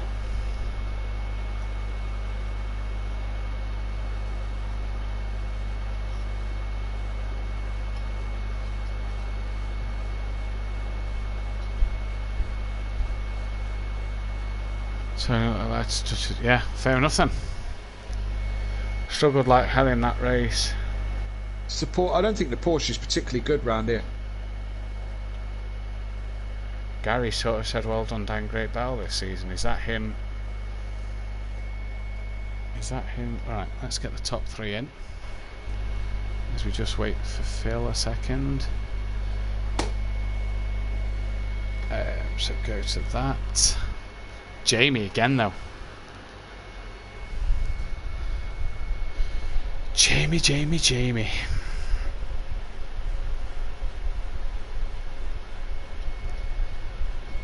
Laguna. It's cursed, man. Hang on, what's going off there? Yes, please. Why doesn't that give anybody any points? Well done, Dan. Well done, Thanks, Dan. mate. Thank you. You what, Thank Liam? you. You got a towel? In that cupboard on the shelf. That was given to me. I didn't earn that one. In the cupboard on the shelf. Yeah. I feel like I was robbed of a race with you, Dad. I got taken out. The cupboard by in the kitchen. at the start. Big Oh, door. your start. By Your that start, door. man. I knew you were On the coming, so I racking. covered you straight away. Yeah, I knew there was you- the lightest of taps on your back end. I hope I didn't screw you up where you're running. No. So I hit the brakes, hit Jamie, and then you hit me. So Jamie had already gone forward by the time you hit me, so it was all good. Yeah, it was all good. It was fine. Yeah. But- No, I got clipped on the back end by Biggs on the exit of the corner, and that Right, sent I'm me just going to round, pop for a so I quick wait. Yeah. Oh man. Yeah, Jamie doesn't know what happened. It was he lagging in front of you, Dan, and jumping all over the place? Watch my stream, man. Oh my Christ. We were watching it. We were watching it on this one, and I mean, he was bouncing all over, like forward, back, in front of you, on top of you, back, forward. You were in front of him, behind him, all over the shop, and then he goes. You know. The worrying thing is when stuff like that happens, the Yeah, car yeah. can just suddenly appear out of nowhere and Yeah. hit the other car. So Yeah, I the know. whole time Yeah, yeah. I'm like trying to avoid places and everything and hoping that he just lags out quicker or he just sorts it out. But, Yeah. Oh, that Well done, lap and a Bruce. half was sketchy. But he's saying Please go. he was Hello. saying he was saying in the chat that he doesn't know what happened. His internet was absolutely fine. But I've gone on this whole thing that Laguna is just cursed. You know, It is cursed. the shit I happens hope here. all tracks can be cursed. I'm good with cursed tracks, I think. Yeah. Can I get my Tourette's out of the way now while we're in private? This track is a cunt. Yeah, that kind of just puts a I like it. The point can just punish you. I like it. I think I love technically this Laguna. track is amazing. It just if punishes they- you for the smallest error. Yeah. Yes, if they tarmacked it all the way round the outside, I'd be happy. Well, I think Because that's what when makes you go I think off- it's that smallest error, sorry, it makes you. It's made me drive a little bit better because I know if I go off, trying to spin this thing back round is a nightmare. You just gotta be consistent and patient on this track. It's all it is. You just gotta get into a rhythm. Once you're in that rhythm, as soon as you come out of it, that's it. Yeah. You're gone. The thing I like the most about Laguna is that it's such a level playing track. Yeah. Like every car is level. There's no advantage for one car. But Dan, I felt guilty at the end of trying to catch you as the gap was just edging down, and then Corkscrew just dropped the throttle on the exit, and that was it. Tapped the wall. Bisco, I thought you was going to be the undoing of me because when I get close to someone like that at a good position, I think I'm going to drop it because I'm going to push too hard. And then when I see you go wide, I'm like, "Fucking come on!" No, I was. Well, I was carrying damage, dude. We were on the stream when you dropped it, Disco, and of course it usually happens to you, Peaceful, when we go on you. So you came through the picture, and I'm like, oh no, you go as well, you know. Get out the stream. I don't know if it's that one you picked up on the stream actually, because it was just I don't know if it was the one in the Corkscrew where I just it was only even a little tap on the wall as well. It was out of the Corkscrew. It was the next corner after that you just started to run really wide. That's the one I lost it to Peaceful. I'd already done the damage a lot. I'm intrigued as to whether Liam will put that in. It was the faintest of touches. Yeah. So if it is, I've got a penalty. You might end up with second yet, Disco. But well, it was the faintest. It'd be a way to lose it. Yeah, I hit the brakes in the hope that he'd spin round or I could nudge him round, and then he could crack on, and then I'll chase him. But he spun round too much. We just missed it off stream. My thing was messing around. Every time I go on to someone, it would take me back to Liam. It would just keep going back to Liam and back to Liam. And we were actually watching someone in the pits on the stream, but I could see a long shot of Liam and you, Mike, and I just saw it start to happen, and then swapped over to the actual view, and he was already round. Yeah, what happened was Liam got skittish coming out of, is it turn 2 or 3, the right-hander? Yeah. Is it turn 1 and 2, the double hairpin at the start?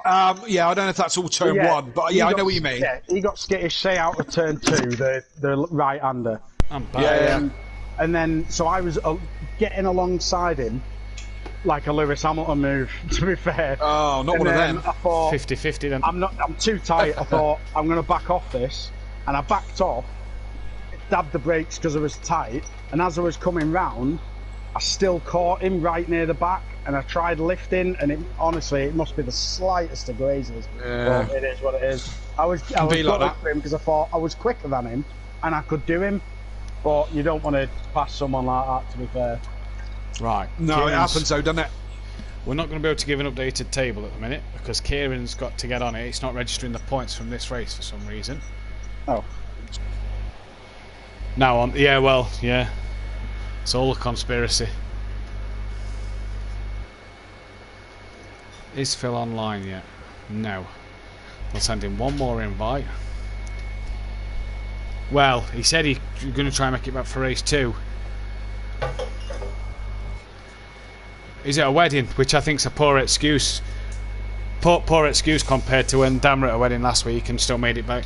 Yeah, And Dan, Gary's comment in the chat makes it sound like he's threw the towel in already. Gary commented, "Well done, Dan. Great battle this season." Then like a round of applause emoji. All right. Maybe he knows the next tracks aren't for him. It's not done yet. It's not done. Now I can't tell you the gap at the minute because, like I say, the points haven't registered. Kieran's on it now, and hopefully we can get one. Could be a mind game. Could Could be a mind Thing game. is, Liam's just disconnected. I will say, mate, you got a bit lucky with that one, didn't you? But you did the job.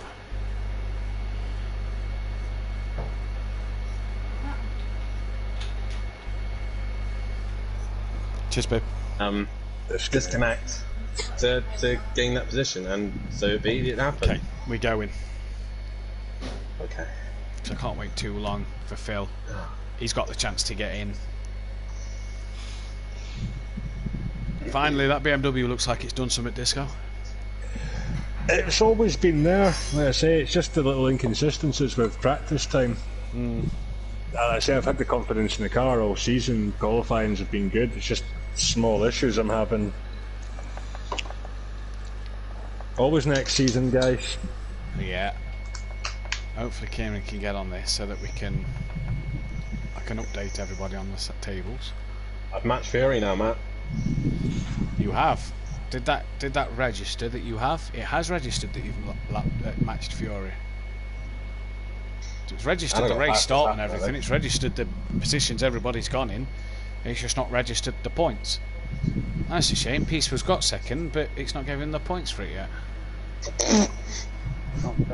You fucking broke it, ain't you? Look, by getting a fucking podium. Oh, Matt, you've got to turn the practice session off. Oh, bollocks. Can you skip to end? No. You can't do that, can you? You just have to quickly resend invites. You're not going live yet anyway, have you? So. Oh, Nikki, stop cursing me!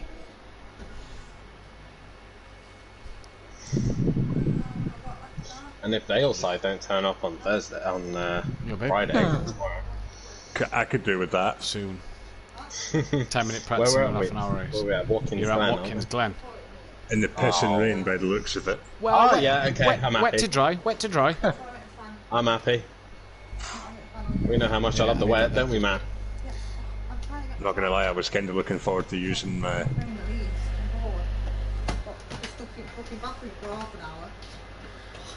D-Bigs, Disco, Kelly, Craig, Monkey, Peaceful. Yeah, I'm sending new invites out.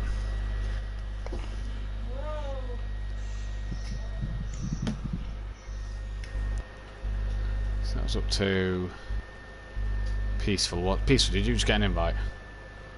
Yeah, so Joe, Dan, Welshie.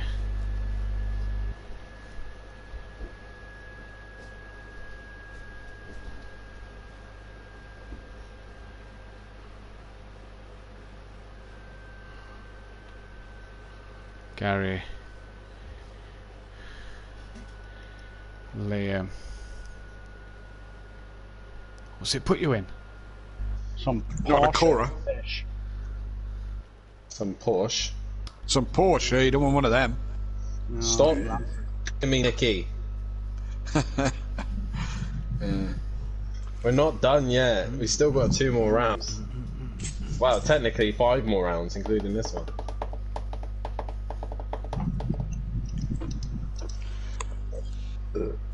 So what, is it Dubai next, then finish at Monza, or is it Monza and finish at Yeah. Dubai? Yeah, It's Dubai, then first one. Monza. Dubai. Are we looking forward to Dubai? Anybody like it? I am. Yeah. I like the I like it. No. What about Monza? Yeah, I'm happy with it Monza. doesn't like I'm happy. Monza.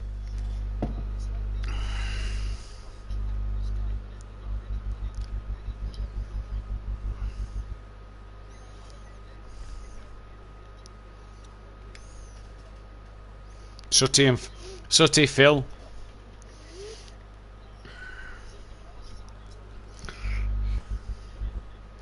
Yeah. Gary likes it round here. Season 1 when we did it, he overtook AH in the BMW around the outside of Parabolica. On the last lap and won the race.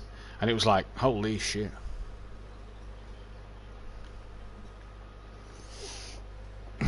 That's still a sore subject, to be fair. Kieran, yeah. You see that where it was the says best. first next to an orthodox? Put that as a 0. Did not finish. come Retired on. from the race. Come Cheers, bud. on. Thanks, That bye. means I win. You want me? I tell you what. Put a You 0 want next to to be peaceful Gary. explosion as well, please. Right. I tell you what, listen, you two. Let's listen to it today, and that was the most awkward 8, 9, 10, 11. interviews after a race. At the end of that race, I know. I was just like, what do I say? I What just do wanted do? you two to just hug it out. Do you know what I mean? You know, Who were we missing it was here? so awkward. You did after. There's no Gary. I wasn't salty about the race. I was just annoyed that I didn't. My pedals, because they were fucking up all season, kind of annoyed me at the fact that. No, I was just annoyed with me. I Let's was get annoyed that with one down. myself. Hey, Annoyed Lee, with myself. Could you pass me my big book of excuses so I can write down the pedals? Pedals keep moving. Also, yeah, I got it in there now. No problem. Yeah. I was just annoyed at myself, Dan. That's all it was, mate. Not, you know. Yeah. All right, you two have kissed and made up now. Haven't you? Yeah, It's we all done. good. Yeah. Yeah, we was good anyway. all done. I didn't I have think any. we're all in. I think we're all in. Yeah. man. Gary in that, yeah. Okay, let's go. 14. Who were we missing then? In total. Sooty. 14. Well, we've only Sooty and Phil. got 14 drivers in general, haven't we? Two of them are me and Kelly, so we're down to 12 drivers tonight. Sooty and Phil haven't got here. By the way, Dad, Nikki says me and Kelly are taking the podium at Dubai. Kelly will get the 2 wins next week. I'm going to do all out to make sure that Kelly is on top spot. Right, I'm with that. I agree totally. So Matt, I think there we've got might more be- chance. There might be a Team Prolapse crash. I've probably got more chance of growing a second dick than that happening, but yeah, no problem. Right, it's a 32-point gap now. Ooh. Okay, Nice. Well, there you go. sorted. You've got a I race. just got a big flag. Your hand may not be on the trophy, Dan, but you can surely see it. No. Like I said, there's still 5 rounds left. Still plenty of time for things to happen. Oh, hang on. Kieran's still doing bits. I compared you to Fernando Alonso in the chat. I got fastest lap as well. Don't forget that. Oh, yeah, sorry about that. Gonna go back live.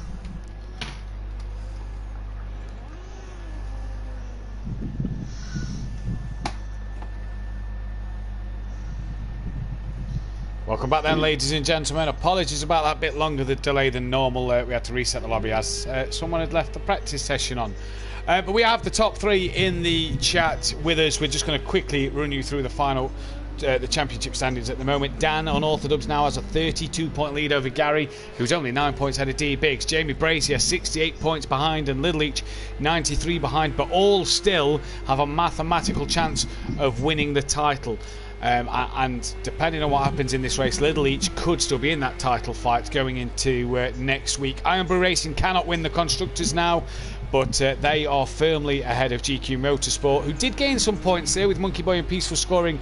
And yeah, Jamie not getting the points he wanted. Peaceful, though, jumps above his teammate in that one after his first podium of the season. And Rabbit Joe goes ahead of Sooty Apex, while Liam is gaining on the back of Emo Guy and Sooty, who's Sooty not being here. And Disco, who is on double points tonight, ties with that Bozzy Boy at the moment. And we'll start with Disco McDisco Face, who hasn't had the best of seasons, but double points tonight. And that's the way to start it.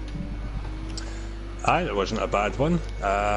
Minus the little error at the end of the race, where carried damage and let Peaceful through. No, it was a pretty good race. Now the BMW this year, you've said yourself, you've had it hooked up at times and things have gone wrong for you, or you've not had the time to get on it and get the practice in. But tonight, it seems like there's a good, nice rhythm in that BMW. Yeah, it's somewhere I've always gone pretty strong in the car, to be honest.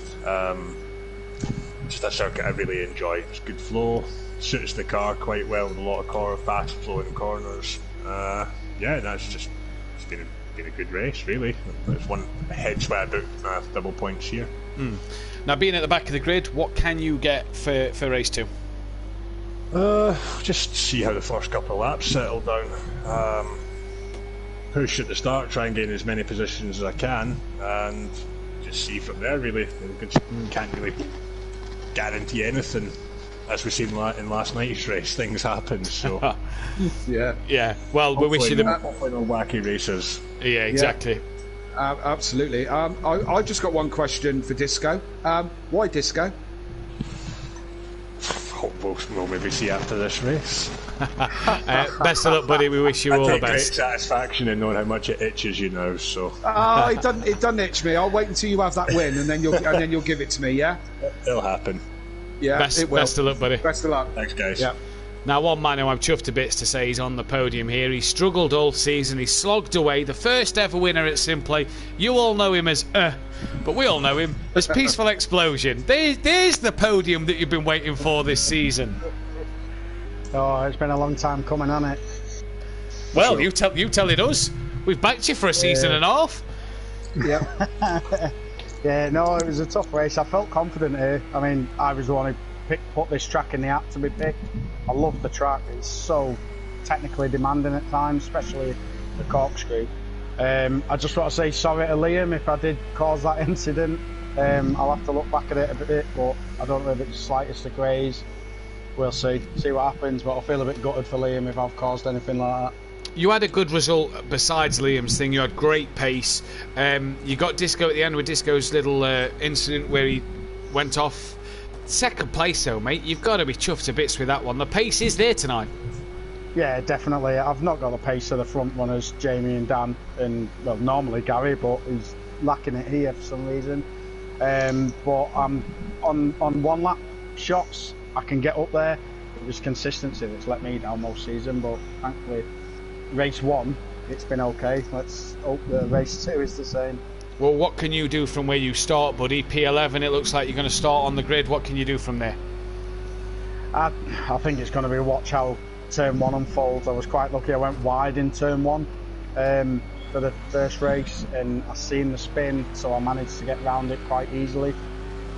So it's see how that. There's always incidents at turn 1 in most racing, so we'll see how if I can get round, head down, clean race, clean laps, and hopefully make up a few places and get to the top half at least. Well, best of luck, buddy. Well, yeah, well done and good luck. And we've got Unorthodox in, who's taken his 6th race win of the GT3 season. He's tied with Fury on 11. He's tied with Jamie Brazier this season on all-time wins in the Pro this season, 6 apiece for them two. And he has a 32 point gap over Gary 131. A bit fortunate maybe to win the race, but nonetheless, you did the hard work. Yeah, very, very lucky, and unfortunate for Jamie to have his internet issues again. But you got to be in it to win it, you know. And I was quite happy to sit behind him, wait for an incident to happen, whether a spin or a disconnect, and one of them came my way. After that point, it was just managing the gap to Disco. I know Disco was trying to push to try and catch, but I just managed the gap and kept getting fun. Yeah, you had some great pace all night, running in the 22s at times, matching Jamie at early doors, just not able to get on the back of him. Was you happy to sit there and let him get out in front? Yeah, I was happy to follow Jamie. He had the pace, and there was no point fighting. There was a couple of laps where I was genuinely scared of him hitting me due to his internet. And if anyone else has looked, my stream pretty much shows exactly what happened, and it was chaos. I didn't know where he was being or where he was going. But yeah, I was happy to sit behind him. He's 4th in the championship, so I'm not too worried about him too much. I'm just aiming to outscore Gary. What can you do? P8 on the grid, so sort of mid-pack for yourself. Jamie and Gary get to qualify in this one. What are you looking for? I'm in the danger zone, really. I would have preferred to start at the back, right out the way. But we'll see. We'll see what happens. We'll see what happens. As long as everyone keeps it clean in the first lap, and I stay out of trouble, then we'll start picking them off one by one. But hopefully, Biggs can help me out a little bit at the front and get them to close up a little bit. Well, best of luck, buddy. Yeah, Thank best you. luck, Dan. Kelly, I've lost my timing screens. That doesn't matter. Oh, yeah. I can't see the timing screens. I have, though, got it on my phone. And Jamie has just done a 21.7. 2 tenths quicker than his qualifying time last time around. Yes, and he's not looking... he's looking fantastic on track, but his car is still moving around in a lagging type way. So... these internet connections, it's a bit like engine failures for real life, isn't it? Do you know what I mean? And, he looks like he's on borrowed time again. You know, the car, little bit jumpy here and there. He doesn't believe that there was an internet fallout for him, but certainly looked like it to us. So let's hope let's hope and keep our fingers crossed that Jamie can, translate this into a full race. But yes, you're quite right. He's the only man tonight to be in the 21s and the only man to do it twice. And as he comes across the line, and he goes, he's second down that time, just to be at 22.7. You have to say, what a calibre of driver in this second qualifying. Jamie, Andy, D. Biggs, Gary. Yeah. You kind of have to feel sorry for Monkey Boy and Welshie in this qualifying session. Yeah, you do a little bit, because those guys have struggled all the way through. Jamie, as we know, Andy has had trouble keeping this genetic consistent, so he's been in this position a couple of times, but we know he's got pace, we know he's quick. D. Biggs, as I said, D. Biggs doesn't like this track. He told me that himself, and he's been quite vocal about it.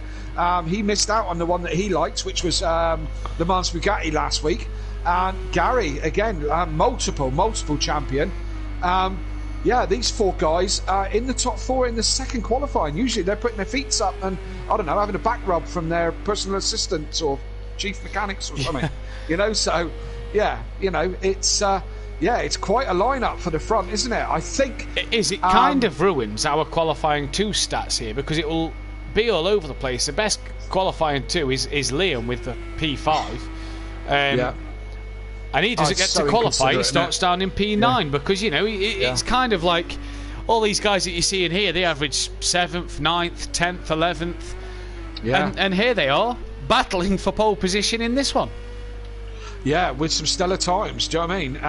I say that Gary's still struggling, 2 seconds off the front of this one. He doesn't seem to be liking Laguna at all. I'd love to hear what he's got to say about it. I'd love to see if this, if it's set up, if he hates the track. Do you know what I mean? There is some tracks you just don't get on with, isn't there? Yeah, there is. He has just improved by half a second. I can't see. He's gone above D. What's Biggs. going on with these? Yeah, still can't see the timing screens. It's not anything I can do. Oh, there we go. Yep, done that. There we go. You've pressed something there, and I've got that one back. But yeah, Gary here is qualifying is complete. He will get one more run at it, as will Monkey Boy, D. Biggs, and in fact, one of them's coming to an end. Welshie's in the pits. Is that Monkey Boy coming to the end? We've not seen much of Monkey Boy tonight. It is Monkey Boy. He has pitted. He will start P5. Welshie will start in 6th. Them two not having the best of nights either. Top 4 shootout. D. Biggs, Andy, Gary. Who is the first one to cross? It looks like it's going to be Andy. It's D. Biggs actually the first man to cross the line. So what will he do? He's nothing in the first sector, but green in sector 2. Needs just a couple of tenths to get himself back ahead of Gary. Is it going to be P4? No, P3 at the moment. What can Andy do then? Andy, the next one to cross the line again. Yeah, he's backed out of that one. Gary then. Green middle sector, nothing in the first. So is Gary's Porsche now going to maybe get there at the end of this one? Can he gain then 3 tenths that he needs to get back ahead of D. Biggs? Deep in the last corner. Yeah, lost a couple of tenths there for sure. I don't think this is going to be an improvement. No improvement. Jamie, though, was in a 21.9 on that last lap. So Jamie doing another 21 there. Wow. But Gary will start 4th. D. Biggs will start in 3rd place. Andy, though, will start 2nd place here. So what a job for him. Good little qualifying session. Jamie, though, 2 poles tonight he's taken as he starts P1 in race 1 and P1 in race 2. He now has 6 pole positions to his name. It's them Jamie, Andy, D. Biggs, Gary, Monkey Boy Welshie, Joe, the first of the non-qualifiers, and on Orthodubs, that Buzzy Boy, Little Each, Peaceful Explosion, and Disco bringing up the rear of the grid. Kelly, your tip for this race win? Jamie Brazier. If his internet stays together, Jamie Brazier, without a doubt. I was going to say D. Biggs, if not, but he's just not flowing with this track, nor is Gary. Watch out for Unorthodubs. Watch out for Disco and Little Leech. Got to be Jamie. All things being equal, it's got to be Jamie. Watch out for Peaceful and Liam coming through the pack as well after their race 1. But yeah, hard to look past Jamie. Yeah, don't call out Andy either. If he can put it together, we know he's got pace. We know he's good enough. As I said, got to be Jamie, all things being equal. And I think he'll be up and gone before the other front runners will be able to get near him. And yeah, that's my my take on it. But anything can happen at spooky Laguna Seca, can't it? Anything can happen. This is Jamie's 58th start of the season. And he will start because he's lining up on the grid. The revs are rising. They're going to be held for just a little while here. Nobody making a 50th appearance tonight. But it's going to be lights out now. And Andy gets a cracking start. Was that a bit of a jump? I'm not sure. Gary got away well as well. Look at Dan on the outside of Welshie and Rabbit Joe at the moment as well. He's already jumped Joe and Welshie, so that's a good start for Dan. But Jamie leads, and that is one of the shake and bake Porsches just tapping the rear of Gary. Gary looking up the inside of Andy then. Can he get that move done? No, he can't. That's a shake and bake Porsche on the grass. That is Dan. Onto the gravel. Backwards. Yeah, so not the start he'd have wanted, losing more than he gained, and he's down to P11 at the moment. Pushed out wide. Was he pushed out wide by his own teammate? I think so. I'm going to try and watch the stream and watch this as well, because all action going on. Jamie leads at the moment. I'm just re-watching it now on the stream as they come around the corner. Yes, it was D Biggs that gave him a nudge. So, hey, Shed and Neil kind of moment. Prolapse. Before you got in on that one, Matt. It's actually funny you said that. That was 10 years ago today. Was it, honestly? Oh, yeah. Look at Jamie's lag. Yeah, that is terrible. Look at Gary, though, on the back of Andy already. X-Mart in the chat. Evening, Kelly and Matt. 121 quali. Oh, my God, I'm scared to get into the pro, he says. Gary, then, hassling the back of Andy here, and Gary needs this result. Dan has dropped all the way back down to P12 and is 11 seconds off the lead already. Is Gary going to look up the inside of Andy then? Damage, Peaceful and Monkey Boy has run a little bit wide then, and Dan going to look up the inside of Peaceful. So what has happened to the two Mercedes? Peaceful, after a great race one, not having the best of race twos here, and back behind Dan. Gary, though, back at the front, starting to make moves on Andy, and he's going to look the long way round here. Can that Porsche hang it around the outside? Can he keep it pinned there? Oh, a bit of a wiggle from Andy mid-corner. There's Rabbit Joe up into 4th place, so a good start from Joe. And Disco, I was about to say P5, cracking start from P12, so ending the first lap brilliantly. Absolutely, cracker for him. Got absolute flyer. X-Mart, if you're worried about pro pace, it's no problem. Just stay behind me for the rest of the season, and it won't be a problem. Don't worry about it. So yes, Gary on a charge, looking like a bit more pace than before. Jamie's checked out, 2 seconds up ahead, and hopefully, fingers crossed, his internet's going to get him all the way to the end, or whatever's happening in this weird, strange place. But Gary still all over the back of Andy. These two have raced each other many times before, so they know how they drive. Rabbit Joe in 4th place, and a strong showing again from Rabbit Joe. Really starting to get his form, isn't he? Really is. Him and Liam starting to come good at the end of this season. Disco then in P5 with D-Big 6. Dan's now up to 9th as Liam. What's happened to Liam? He's dropped all the way down to P12, and that's not what Liam would have wanted. Oh no, we've lost Liam. We've lost him. It's that dodgy rig you lent him. It's the Laguna's curse. The Iron Brew Racing boys both have disconnected in one race or another. Now that's strange, because he's at mine and on the same internet as me, and I'm having no problems. So not sure what has happened to Liam. I tell you what, it's Laguna. I can probably agree with you based off of last night with Daniel Francis and tonight with Liam. That is, a bit weird, that. Weird stuff happens at Laguna. Simple as. What a shame for Liam then, after a great first race. It's not the result he wanted in this second one at all. Gary then, still hassling the back of Andy. Dan here, not making the inroads he'd have really wanted to. Lapping in the 24s, but he's that far behind after his first lap incidents that he's struggling here. Yeah, long way to go, Matt. We've still got 19 laps. Long way to go. Yeah, absolutely. So, Rabbit Joe still keeping the same sort of pace.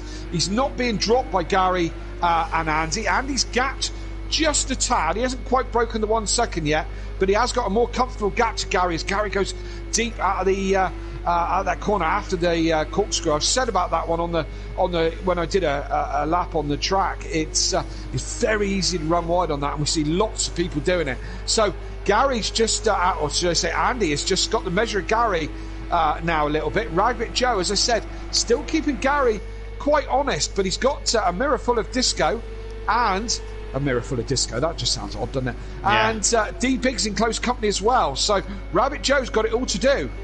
Rabbit Joe has got it all to do, and what can he do in this one? That's going to be the main question here. Can he keep it all together? But what he needs to do in this race, how can Joe handle the pressure? Then a P6 in race 1. Can he get another good result to back up what he did at Le Mans last week? So far, so good if you're him. Gary, I don't think I'll mind a third. I know Dan's now up to 8th place, but it's points over Dan, and that's what Gary's got to be looking at if you're him at the moment in time. Yes, indeed, and what an absolutely beautiful view that Disco's got, because that Porsche is gorgeous, and yeah, the blue one's nice. And in the blue as well. Nikki, if you're still listening, Team Prolapse, we need a change of colour, man. We need a prettier one. And the blue's not. I like the blue. Oh, Disco there having a little look, cheeky look up the inside at the corkscrew. Then cannot get that move done on Joe. That's a bit of he had a look but wasn't able to. And Gary up in front has got ahead of Andy. So has Andy made a mistake? Because Gary hasn't been close enough. Disco here though, he's going to look on the inside of Joe into the final corner. He's got the inside line. Later on the brakes, Joe very, very wide, and has that invited D Biggs up the inside. No, it hasn't. No, it hasn't. No. And as you rightly said, Gary had got in front of Andy. They were scrapping just in front of that battle we were watching, so they're still very close. I don't know if Andy made a mistake coming through the corkscrew. Yeah, look at his lap time down in the 25, so he's had a bit of a scruffy lap, has Andy. Yeah. Where's Dan? Dan's up to 7th now, so he's got ahead of Little Each. So Little Each wasn't able to keep Dan behind him much, but Dan is about 9 seconds off his teammate D Biggs. In fact, he's 8.8 exactly. Could Liam's wheel have unplugged? Now, it was definite a disconnection problem. He was revving, the car was revving, and he just wasn't moving. Not sure what has happened. I'm sure he'll come down and tell me after this race is finished. He is upstairs in my house. Like I say, I'm not suffering. I hope he's not crying. If he is, Beth will have to go and give him a shoulder to cry on. And if he is crying, you can't blame him. He's had great pace tonight. Absolutely, and good question. Where is Beth tonight? I haven't seen her commenting anything.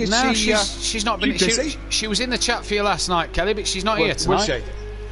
I watched the stream back today and couldn't see any of the comments in the chat. So I couldn't see it on the SimPlay page either. I had to find it by the link. Joe!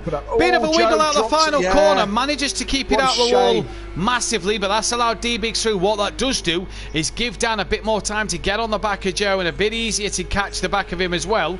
Now, how much damage did that Porsche of Dan have? Does it have any? You reckon it's got a little bit?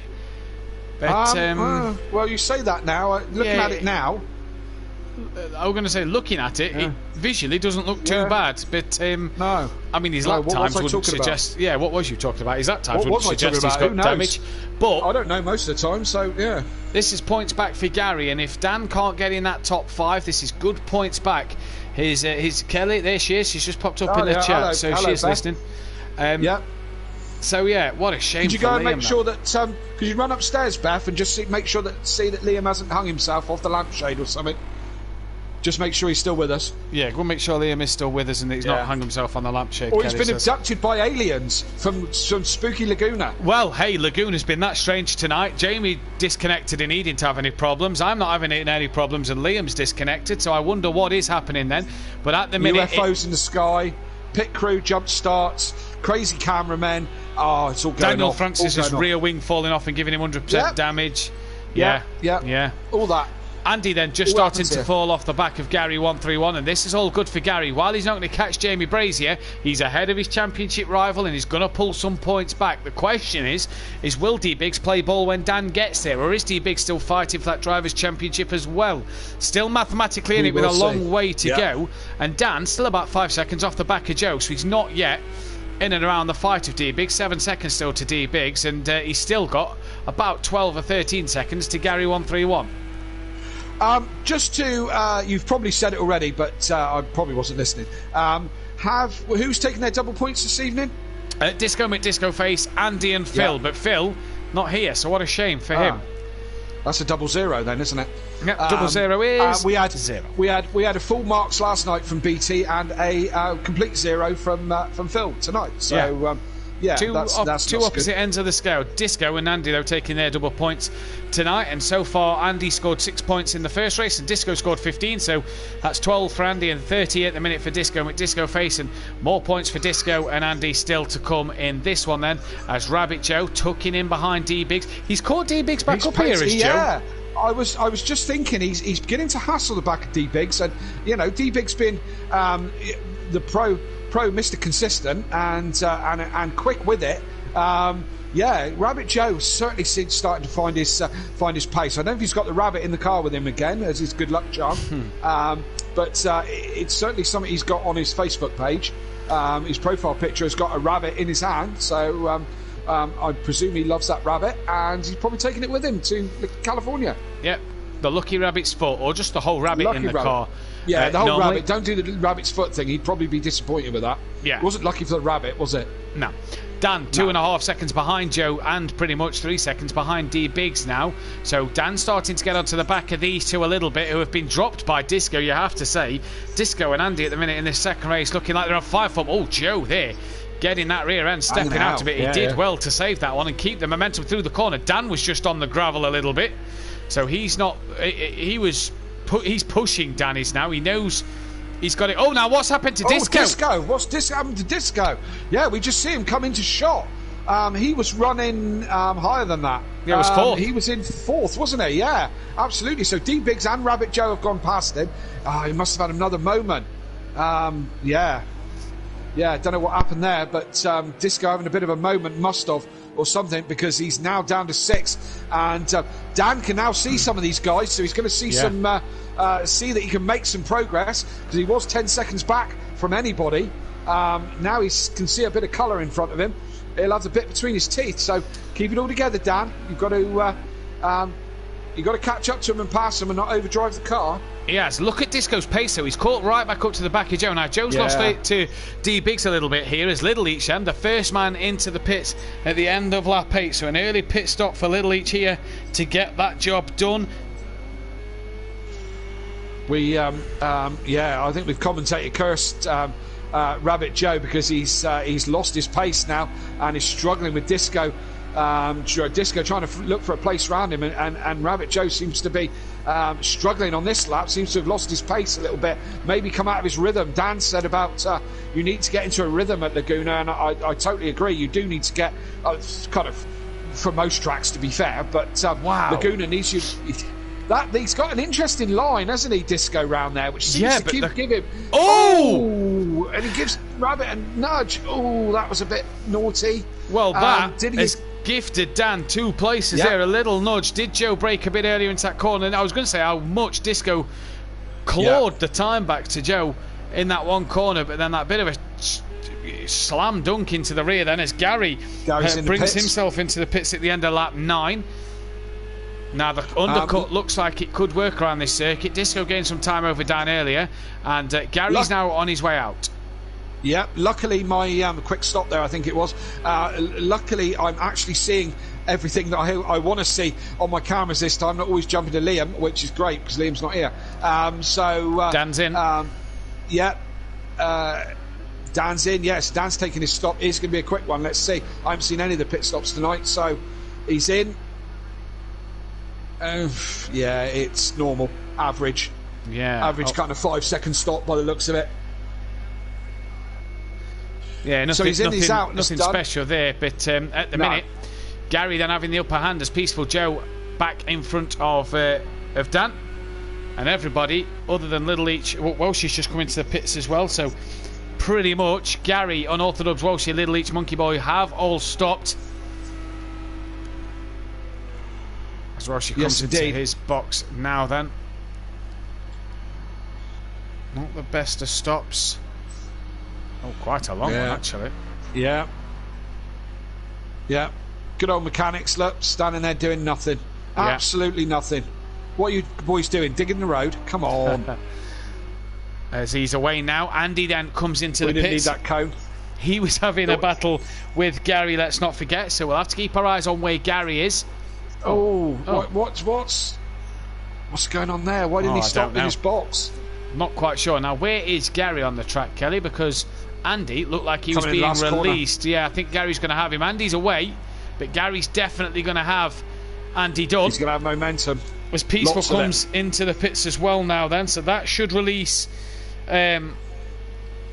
Unorthodox back ahead of Peaceful. And he's just got Joe and Andy in between him and Gary as Peaceful heads out now. That roar is Dan coming past him on the straight. So Unorthodox back up into 7th ahead of Peaceful. Joe's got himself ahead of Andy as Andy was leaving the pit lane. There he is. And Dan, who has pitted. Rabbit Joe, who hasn't. What's going to happen here? The top 3 also haven't pitted. D Biggs up to 2nd at the moment as well. He's got about Jamie's had a bit of a bump there by the looks of it. He must have hit something. He's still 20 seconds ahead. Still looking a bit laggy, but that Audi looking a bit second hand on the front of it. Yeah, it looks a bit beaten up at the moment, doesn't it, at the Does, front? So it? we'll have to see what's happened there, unless that's just a lag. 'Cause, I mean, he's lapping 23.3, so I wonder if it's hit something on the lag, but he's not actually hit it on his screen. And we're seeing it damaged, and he's not, because 23.3, with what looks to be carrying a bit of some significant aero damage and stuff, doesn't seem to be affecting his car. D Biggs then into the pits at the end of lap 11. So will he come out ahead of Dan? And if so, will team orders come into play? Will Gary get himself ahead of D Biggs at this moment in time? D Biggs, long old stop this one. Joe's in the pits as well. The trick that some of them have perfected, it doesn't work round here. No. Doesn't work at all. I think Dan may jump D Biggs here. Andy's got ahead of D Biggs. There's Dan, there is D Biggs. No, I don't know if it's going to be close, you know. D Biggs having to slow down to get around that corner. Oh, he puts it all on the gravel. That's not what he wanted. He would have been clear. He is clear of Dan. He would have been very clear of Dan if he hadn't put a wheel on the gravel. Very tricky, tight exit, and it's just sand each side of you now. Is there a championship battle here, or are we still playing the team game? Yes, this is the question. What is the situation here? We're working for a championship. Team game. Yeah. That is Let D Dan Biggs. go. Is that D Biggs basically saying, off you go? I don't know. It looked like he was coming back at him there, but is that him saying? That was too easy, Matt. That was too easy. Yeah, is this him saying now? That's your this is your championship to win, Dan. I've got your back in this race, sort of thing. Dan now up to 5th. He's still got Andy between him and Gary, and Andy has pitted as well, so he's got to be on his guard to catch Andy. Now, Disco in the pits. Can Disco get in and out at the end of lap 12 to stay in front? There goes Gary. See Gary released back into P2. There's Andy. Disco away now, and I think he could just get out ahead of Dan here. He was just behind. In fact, no, he's not. He's not going to be ahead of Dan, and D Biggs may have Disco as well here. Yeah, they both have. So there goes Disco down to P6 then. Andy then, the man P3. Dan 4.6 seconds behind him at the moment. D Biggs has pretty much said to him the title is now yours to go for, Dan. He's going to back him all the way, clearly. But Gary at the minute outscoring Dan by, what would the points difference be? 7 points the difference at the moment, depending on fastest lap. But I reckon that is going the way of Jamie Brazier in this second race, because he's been lapping in the 22s, and I haven't seen Dan yet in the 22s this race. Now, race leader into the pits. Has Gary got enough time to get himself ahead of Jamie? That is now everybody who has pitted and have pitted on the pit window. So does Jamie have enough time to get in and out before Gary can get round? It's a long old stop. Well, where is Gary?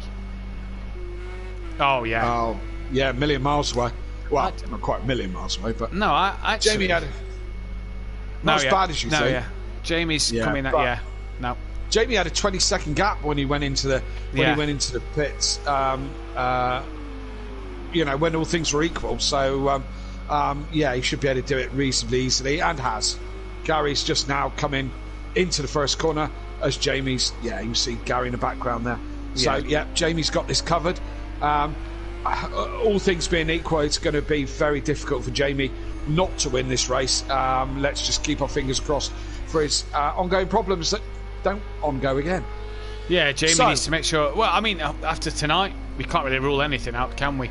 No. Oh, there you go. Look, a little bit of a lag jump. Now, I can't watch it. what Dan won't want is Jamie to have a bit of lag problems and let Gary win this race, because then the gap will be 10 points depending on the fastest lap. As Dan again just dropping a wheel over the grass, and at the moment not going the way he wants. Yes, indeed. And Daniel Francis saying in the chat, trick worked perfectly last night for me. I was kind of commenting on the Porsche drivers because it didn't work perfectly for me. That was Dan with a bit of a wheel on the dirt there, wasn't it? Just got out of shape coming out the corner, it looked like, and just dropping a wheel onto the dirt. Now he's got well ahead of Biggs. He's got Andy 4 seconds up the road from him. I think that's what he's going to chase, isn't he? I think Dan's probably thinking, what we got left in laps? Gary's still got 8 laps to go. Gary's Dan's 11 seconds up the road, 10 seconds up the road. I think Dan will probably be aiming for Andy and thinking, I can possibly do Andy and maybe not Gary, and just damage limitation then, isn't it? Yeah. Let's remember he was dead last. Gained back on Gary there, isn't it? Yeah, absolutely, and it's damage limitation. Dan was dead last. At the end of the first lap or so, and it was his teammate that gave him a nudge. So maybe D Biggs was payback. There obviously would have been in a party together. Maybe D Biggs said, "Look, you go ahead. I gave you a nudge earlier and compromised you a little bit. Maybe." Yeah, I agree. Now I agree with what you're saying there, Kelly. Now, one thing I said to Dan earlier this week is, all them podiums he got last year never really turned them into race wins. One race win in that Porsche, especially when he changed. This year, Dan's demeanour and his attitude towards the racing has been, I need the wins. I've got to get these wins if I'm going to win the title. And he's been so dominant this year, it's Dan. Although Gary and Jamie and others have got their fair share of wins and have put up a good fight as well, you've not seen Dan have them poor races that Dan's been able to have. Ada Bennett, who still got to pit from the top 6? Nobody. Everybody has done their pit stops. So we are racing to the end now. Lap 16 of 22. And Andy, that gap's 3.4 seconds. So he's being caught, but he's not being caught at a rate of knots here. No, indeed. I think Andy's got good pace.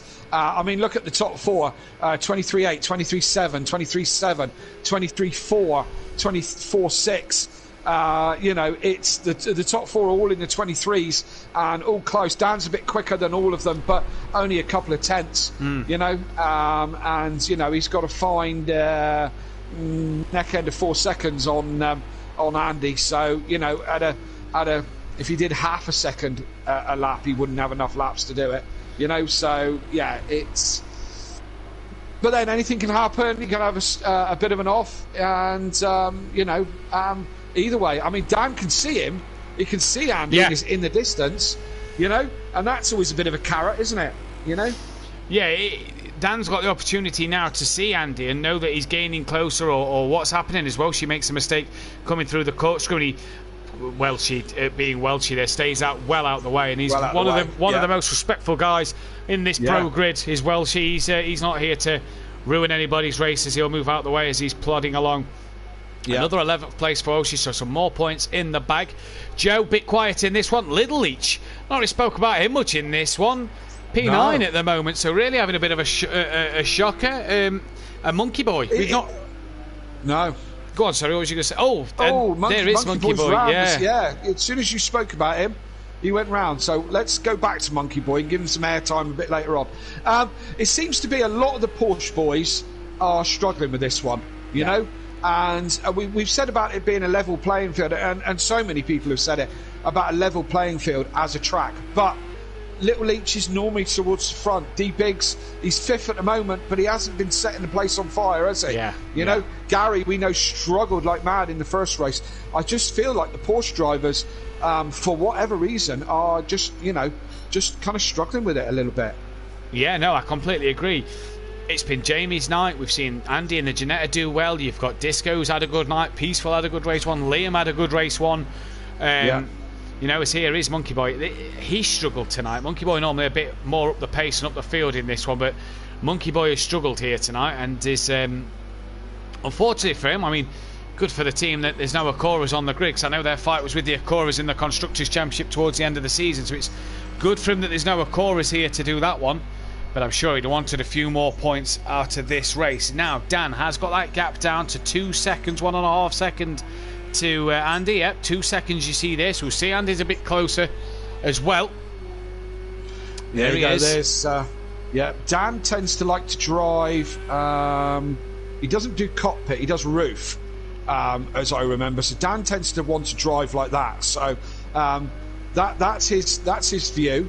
That's what he's looking at, and that's what he can see. He can see the carrot in front of him, which is the back of that Ginetta, and he'd be wanting to clear that as quick as possible. 1, for the points, and 2, just because it's pig ugly. Yeah. 1970s design fiberglass box. So yeah, but as I say, this is the way Dan drives. Not everyone likes to drive like that. For me, it's that view. And what about you, Matt? Where do you drive? I'm a roof cam. You're a roof cam, Matt. Just feel you get to see a bit more than that. Exactly. And that's what Dan says. You can see more, and I can understand that. I totally get it. But for me, I feel like I'm driving me van, you know, yes. and I want to be driving a car, and a car sits there, you know, and that's kind of how I feel about it, you know. So each their own, isn't it? No, yeah, personal preference. Galore. Yeah. Dan then is seeing that he's gained on Andy a couple more tenths this lap, and he's going to be gaining the more he goes around. He's got about 8 seconds down to Gary, and I don't think that's enough time to get Gary in this one with 4 laps to go. 3 laps to go, should I say? Nope, 4 laps to go. I was right. No, I think you're quite right. Daniel Francis in the chat. Porsches were off last night. Yeah, they were. I mean, the first qualifying, it was top 5 were Mercedes, and then the first Porsche was myself in 6th. And I didn't struggle too much going around the track, although I had a couple of spins, to be fair. And you know, that's everyone knows that I hate spinning. It's I don't know. A lot of people say it's a level playing field, but yeah. I do feel the Porsche isn't so suited as other cars. That's a lot of curb, Daniel. Yeah, that was a lot of curb there. A lot of curb. If I had done that, I would have been facing the wrong way. I swear to God. Dan into the 22.8. So what is Dan's fastest lap? Is he starting to drive this car a bit more to gain them points over Andy? Because I just feel he's pushing his limits a little. Yeah, he's just kind of pushing his limits a little bit, isn't he? And I mean, Dan will know what his limits are, but you don't want to hit one of these curves and lose it. Absolutely, you're quite right. And he'll be looking, and let's look, he's got 10 seconds back to Disco. So if he has a little bit of a minor spin, what's he going to lose? 5 seconds? Yeah, maybe 8. Do you know what I mean? So is he feel like he's got a bit of a comfort window to push a little bit harder? He's only got 2 laps now to catch and pass Andy. That's ambitious. He's still got 3 laps, Andy, because he's got this one that's really just started for him as well. Yeah, okay. He's got 3 laps to catch and pass Andy. I still think that's possibly ambitious. But, hey, I won't argue Dan's talent. Oh, there you go. Look, just onto the gravel, and that is something that could just unsettle the car there. And what he won't want in that circumstance is to just lose it. And if it flicks into the wall, and again, look, bit of a twitch mid-corner and just taking him wide onto the gravel. But Dan here, maybe it's worth just backing off again. Again, using a lot of the curb, but he's still going to give it this fight. Dan is giving everything in this championship battle this season, and at the moment he is not going to go down without a fight, and he is certainly fighting for this final podium spot away from Andy. 2.2 seconds is the gap now, but I just feel Dan might be starting to ride his luck a bit late on in this race, and one little spin, if it puts him in a wall, well, he could lose at least 2 places, and that's more points dropped to Gary. But if you don't push, then where are you? Exactly. Well, that's Monkey Boy round at the final corner. That's allowed Andy and Dan through with no harm done there. But no, you're right. If you don't push, you don't know. And Dan is going to take this. But I argue, Kelly, a 32-point lead in the championship. To say you're only going to lose 7 or 6 points in this race, is it worth the push? Well, this is what he'll probably be weighing up as we go along, isn't it? You know, and head and heart, mate, isn't it? Head and heart. You sit there thinking, I can go faster, I can catch him. The red mist comes and you start pushing harder and harder. again, yeah, and I can catch him. And then other times, your head's saying, there's a championship at risk here. Yeah. Take it steady. You don't need to do it. You know? Yeah. So, yeah, I mean, yeah, it's... Who knows? Who knows what's going on in Dan's head? Only he knows. Funnily what's enough, going I've on known in him his all my head. life, and I don't know what's going on in his head. Rabbit Joe then has lost out to Little Each in this battle at the moment. Little Each trying to gain onto the back of Peaceful. Peaceful's not had the same pace as Race 1 here. And at the minute, Dan still pushing. Just keeps running wide a little bit here and there, just touching the gravel on the outside. He does look again there he goes again. And he seems to have it under control. He does, but it only takes one moment, and he's off into the wall. And like you say, he's 13 seconds back to D Biggs, who's got himself ahead of Disco. But Disco's quite close to D Biggs, so a big enough spin with big enough damage, and them two are getting past. And if he loses another place, that's more points. Gary's going to game on him in the title, and I just think, is it worth it? For the 6 or 7 Gary's going to catch, is it worth it? As I said, head and heart. Oh, 100% agree with you. One man who is... Guys, go on, sorry. Go on. I was just going to say, some of the guys in the chat disagreeing with me. My teammate saying that his Porsche was, in good shape and he was enjoying it. Just getting a few scraps. Aidan Bennett saying he was quite comfortable in his car last night. So, Dan again. He's really riding his luck. Yeah. So horses for courses, I suppose, isn't it?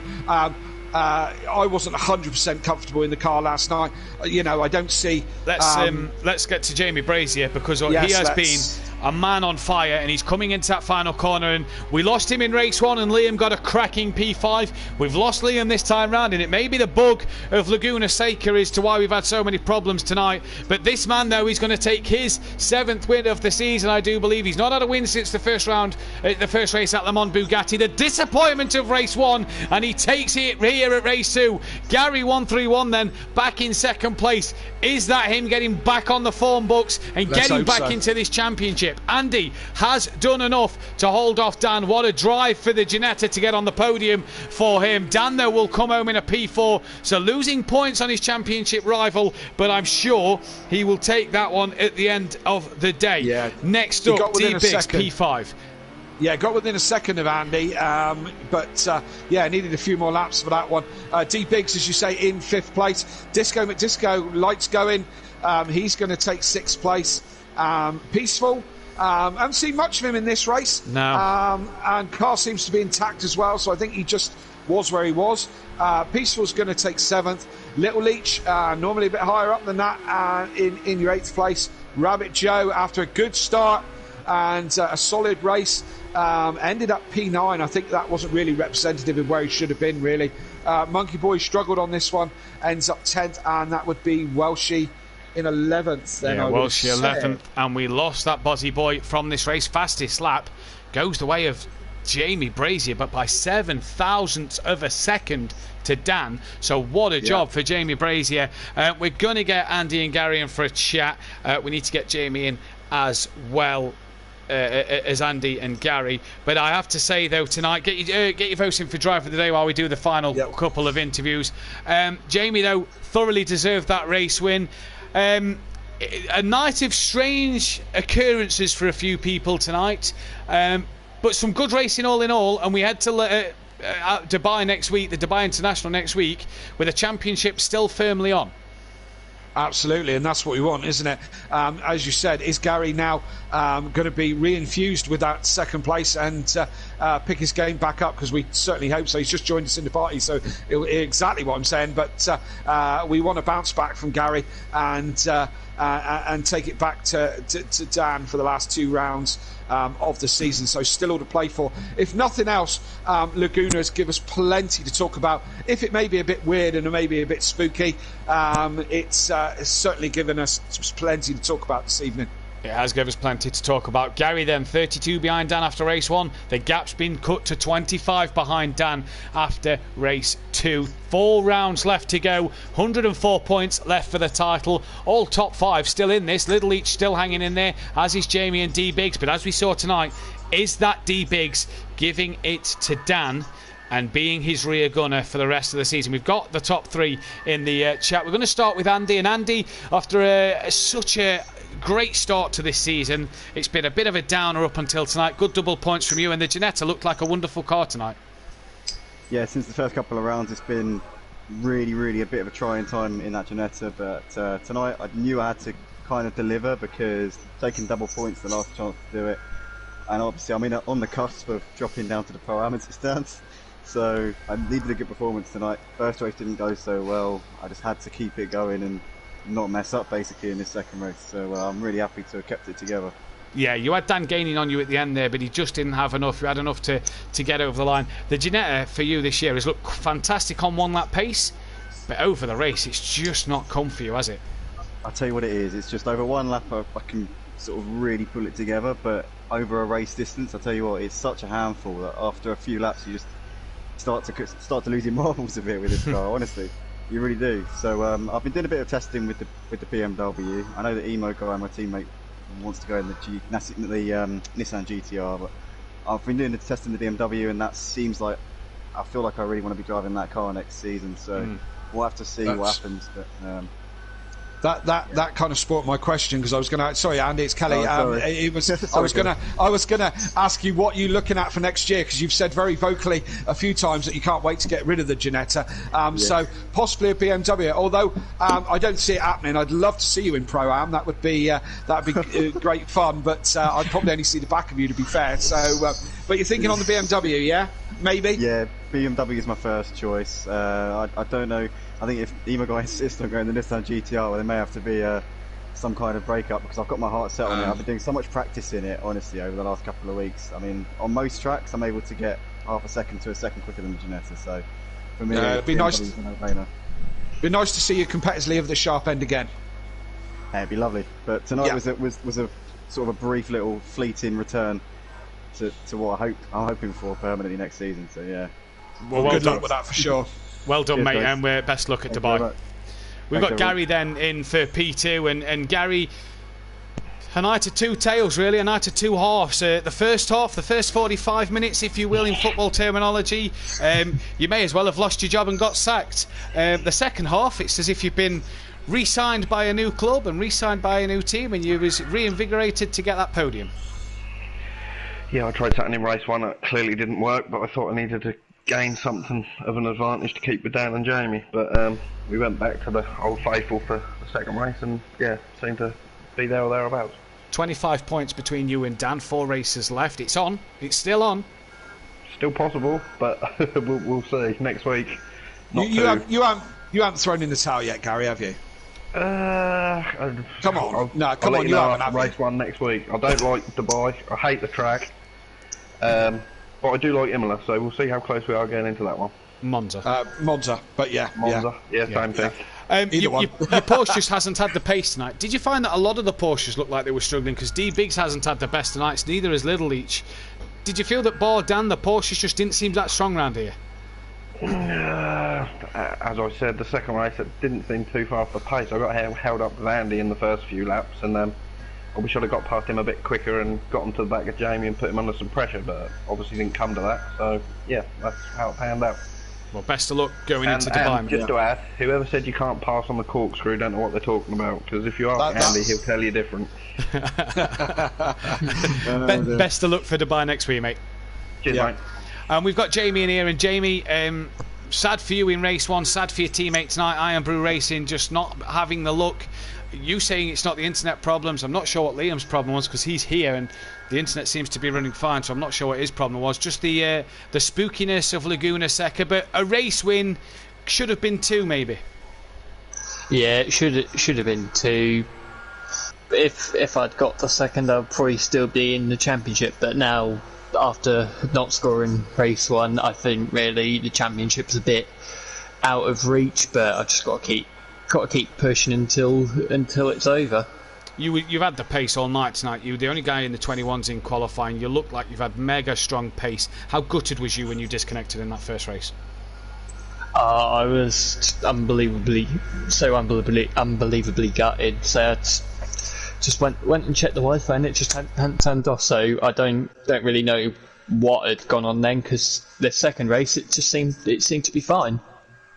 I've got your teammate sat right behind me, and I tell you now, he looks heartbroken. How gutted are you for your team tonight? Obviously, 2 non-finishers for both of you. Liam had pace tonight, and he's looked good, and for the team, it's not great. And I tell you now, I just, something wants to make me give him a cuddle because he looks like he's going to cry. Yeah, so Liam done so well in race 1. He was up there in the podium spots, didn't get the podium, but he got a very good result, and yeah, he was probably been on for a good result in the second race, but yeah,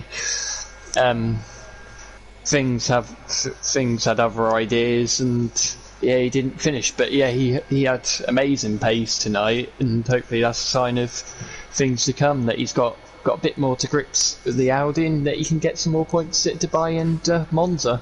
Dubai? What can you do? I don't know. That's going to be a question of tyres there, because that's not very kind to the tyres around there. Well, best of luck next week, Best Jamie. of luck, Jamie. Well done. Kelly, don't think we need to answer the driver of the day question, because that looks like it's gone the way of Dan on Autodubs for a 4th and 3rd. What's your opinion, Matt? I'm going to give it to Jamie tonight. I feel that Jamie is plugged away, and bar being stripped of his connection, if you will, I think Jamie could have won both races tonight. I'm going to go with Jamie. Yeah. Yep. I was going to. I think I'm going to go with Dan, but very marginally above Jamie. And I think an honourable mention to Disco tonight. I think he had a very solid meeting for sure. Yeah, a few shout-outs really. Disco, Liam, Peaceful, Joe as well, who's had a great night. And final words from yourself before we go off air? Well, Laguna Seca, what a strange week this has been, and we think that none of us have been abducted by aliens and interfered with, so let's say goodbye to Laguna and move on to Dubai. I'm looking forward to it. I like the track, not everyone does, but bring it on. I'm looking forward to some good racing. I haven't seen any sim racing on the couple of channels that I've been on at Dubai, so bring it on.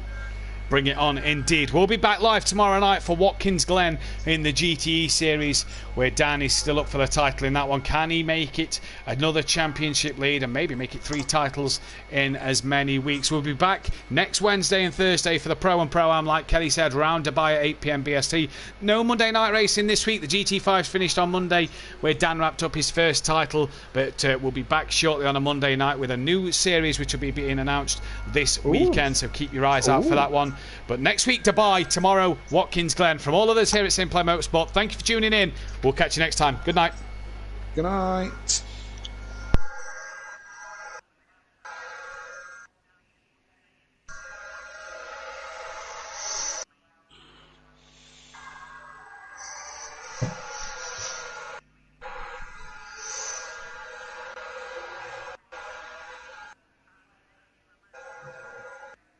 We're clear.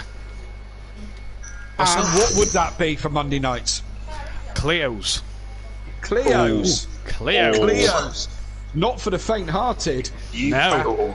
For the best-hearted. Clio Cup Monday night in a few weeks. That's not for me. Bloody things. That might be for me. Yeah, not for me. I can't handle the bloody things. They're all over the shop. What's up, Liam? You know what's fucking up. I didn't get to finish race 2. I blame the hat and the t-shirt. Is he still wearing that Red Bull stuff? I definitely don't blame the Welsh flag. Saturday. Oh, he has. He's not worn it the last couple of days. Oh. I'd go to wash sooner or later. I need to make a new lobby for those who want to test, because... Bert, did you like how I just added in there the... You may as well have been sacked in the first race, and yeah, I did. That was about Ipswich and Barrow, that was, if you didn't get it. Jamie, did you hear about Gary? He got sacked from Ipswich. Terrible. I kind of gathered when you said that he got sacked from Ipswich. Yep. What a bastard, eh, Gary? What a bastard that first race was. Yeah. You seem to be nowhere at all without Gary at all on that. I was saying in the chat that the Porsches are struggling, but people tend to disagree with me on that. No, the Porsche was alright. I tried something in the first race and then coming on for a little hour's practice. No? Are you too upset, You're Liam? sitting in the lobby here. Don't be like that, Liam. Yeah, I had to turn it off of the broadcaster and stuff. No, I've done some laps.